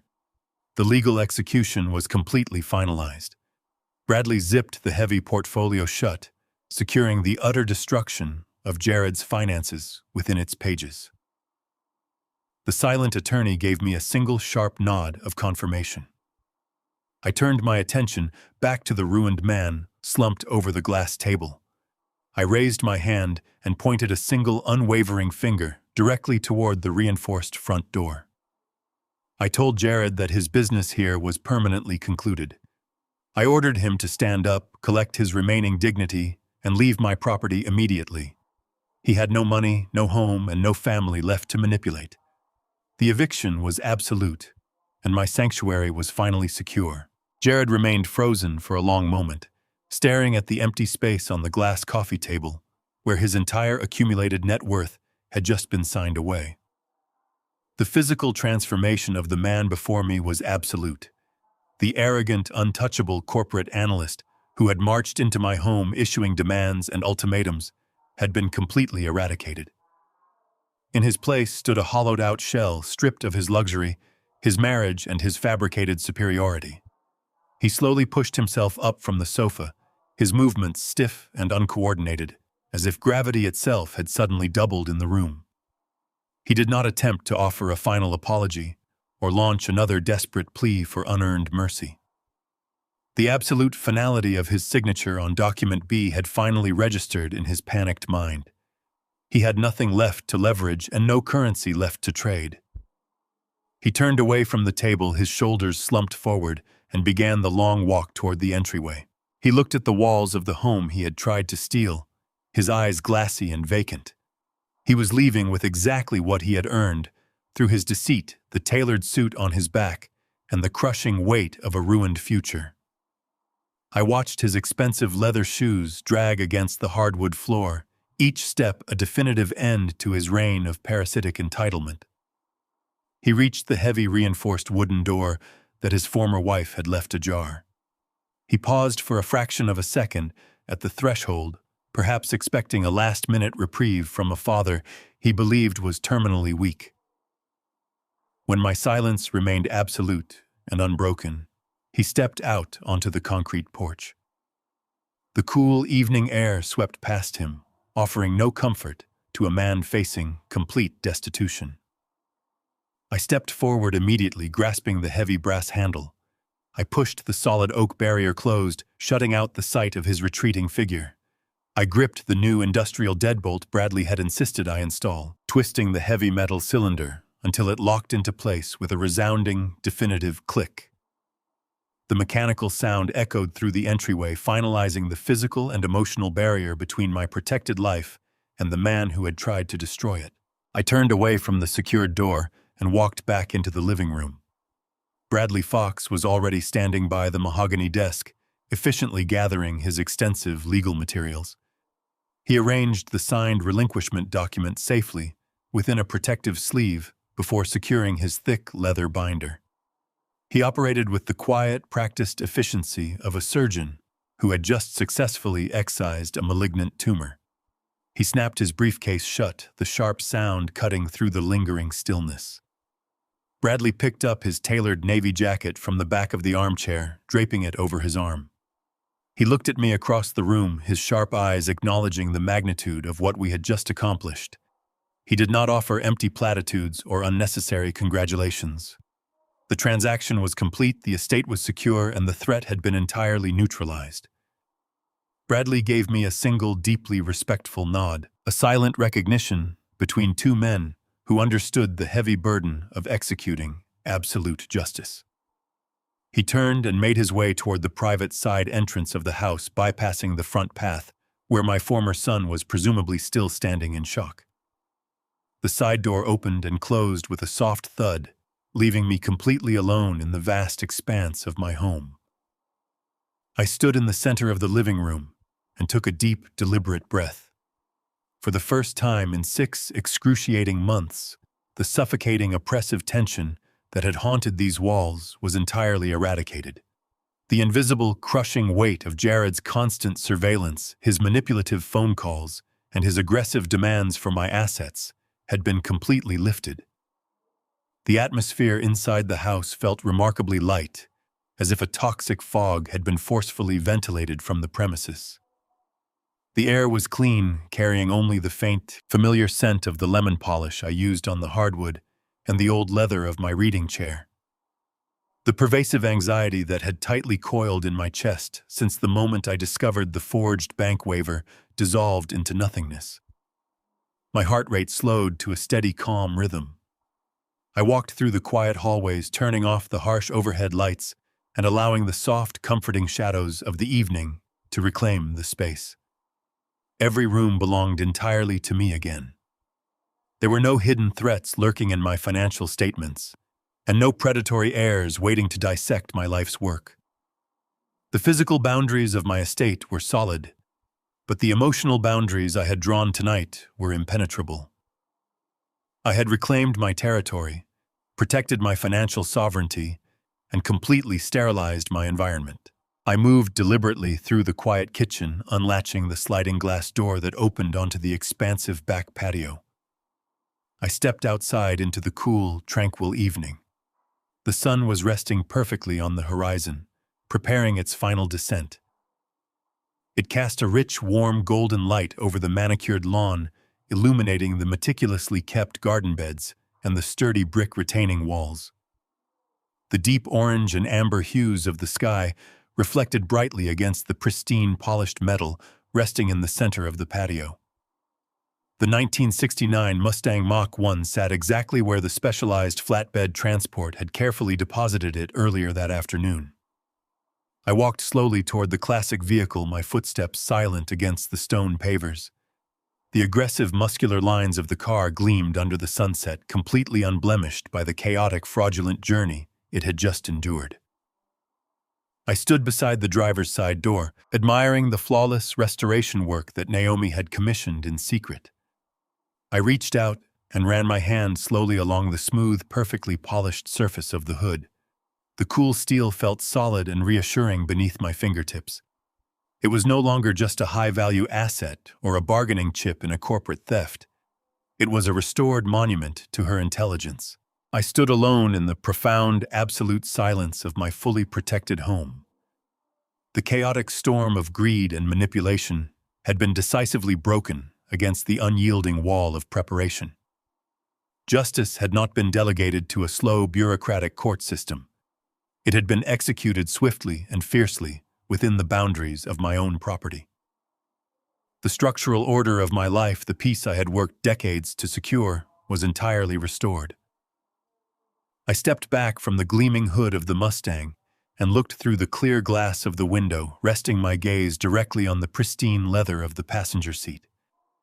I thought of Naomi, of her brilliant foresight, and of the impenetrable corporate cage she had built to protect us.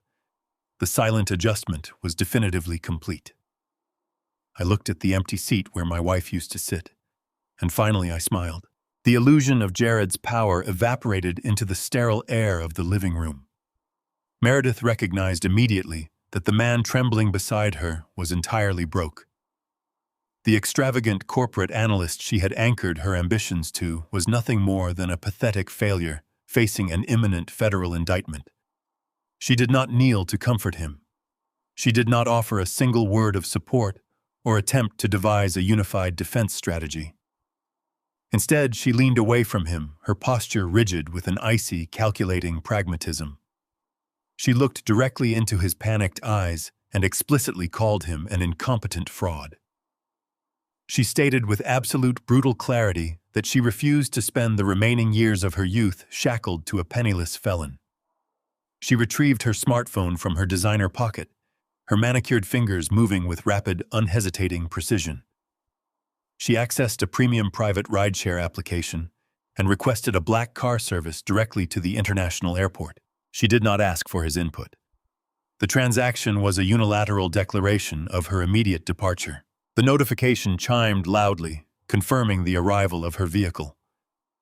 Meredith turned her back on her husband without a moment of hesitation.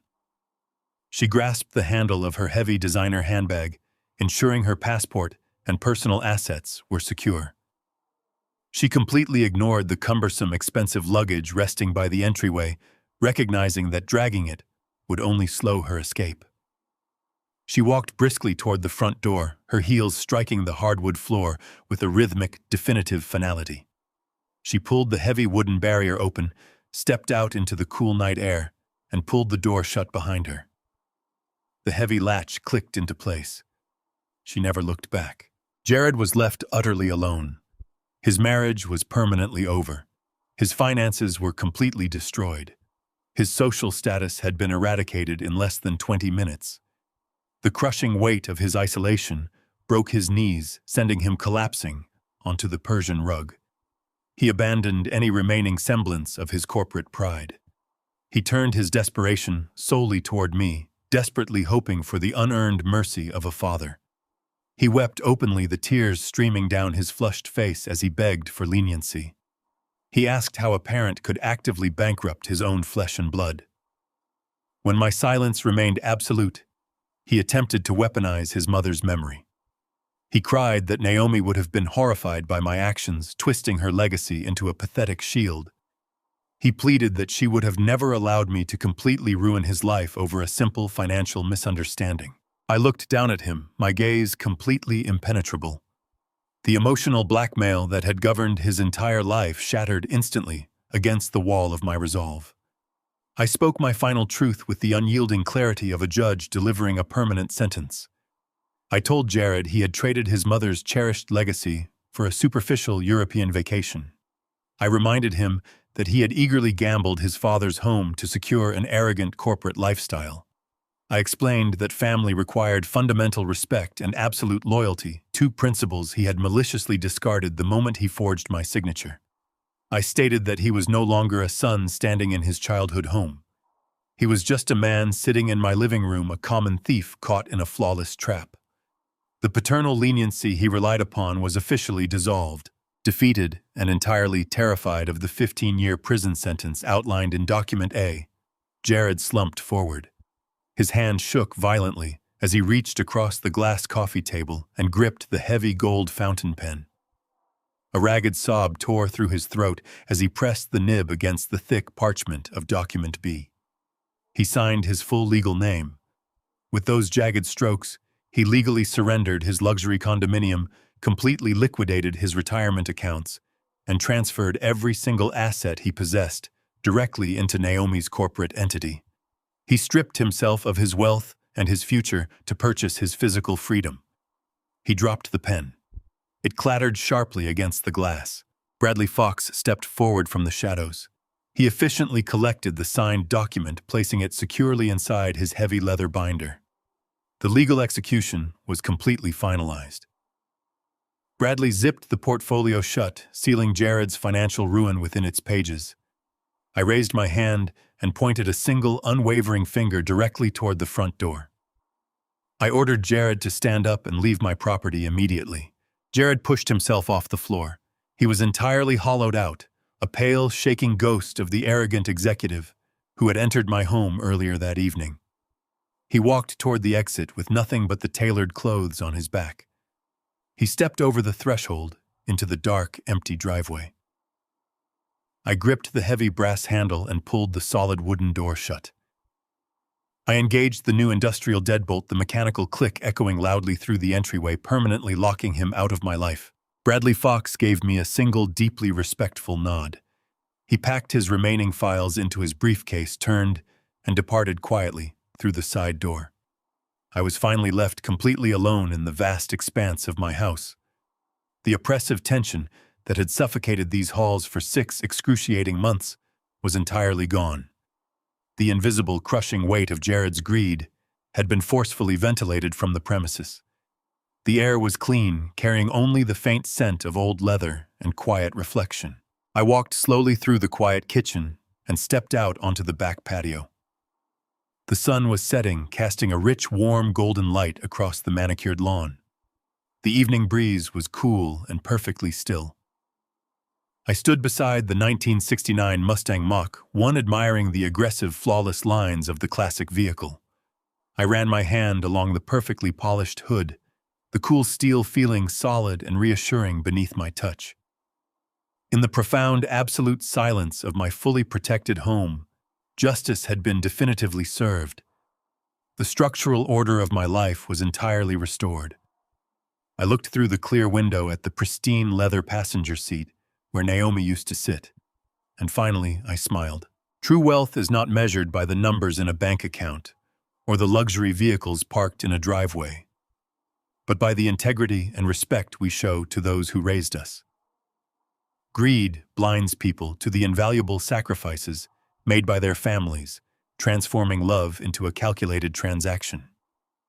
When you treat people as disposable resources, you inevitably lose your right to their protection and compassion. Setting firm boundaries with toxic family members is never an act of cruelty, but a vital step for protecting yourself. Ultimately, maintaining your peace of mind is worth more than any stolen fortune. Did you enjoy this story? How would you handle a situation where a family member tried to take advantage of you? Share your thoughts in the comments below. Don't forget to like, subscribe, and share this video for more incredible life stories.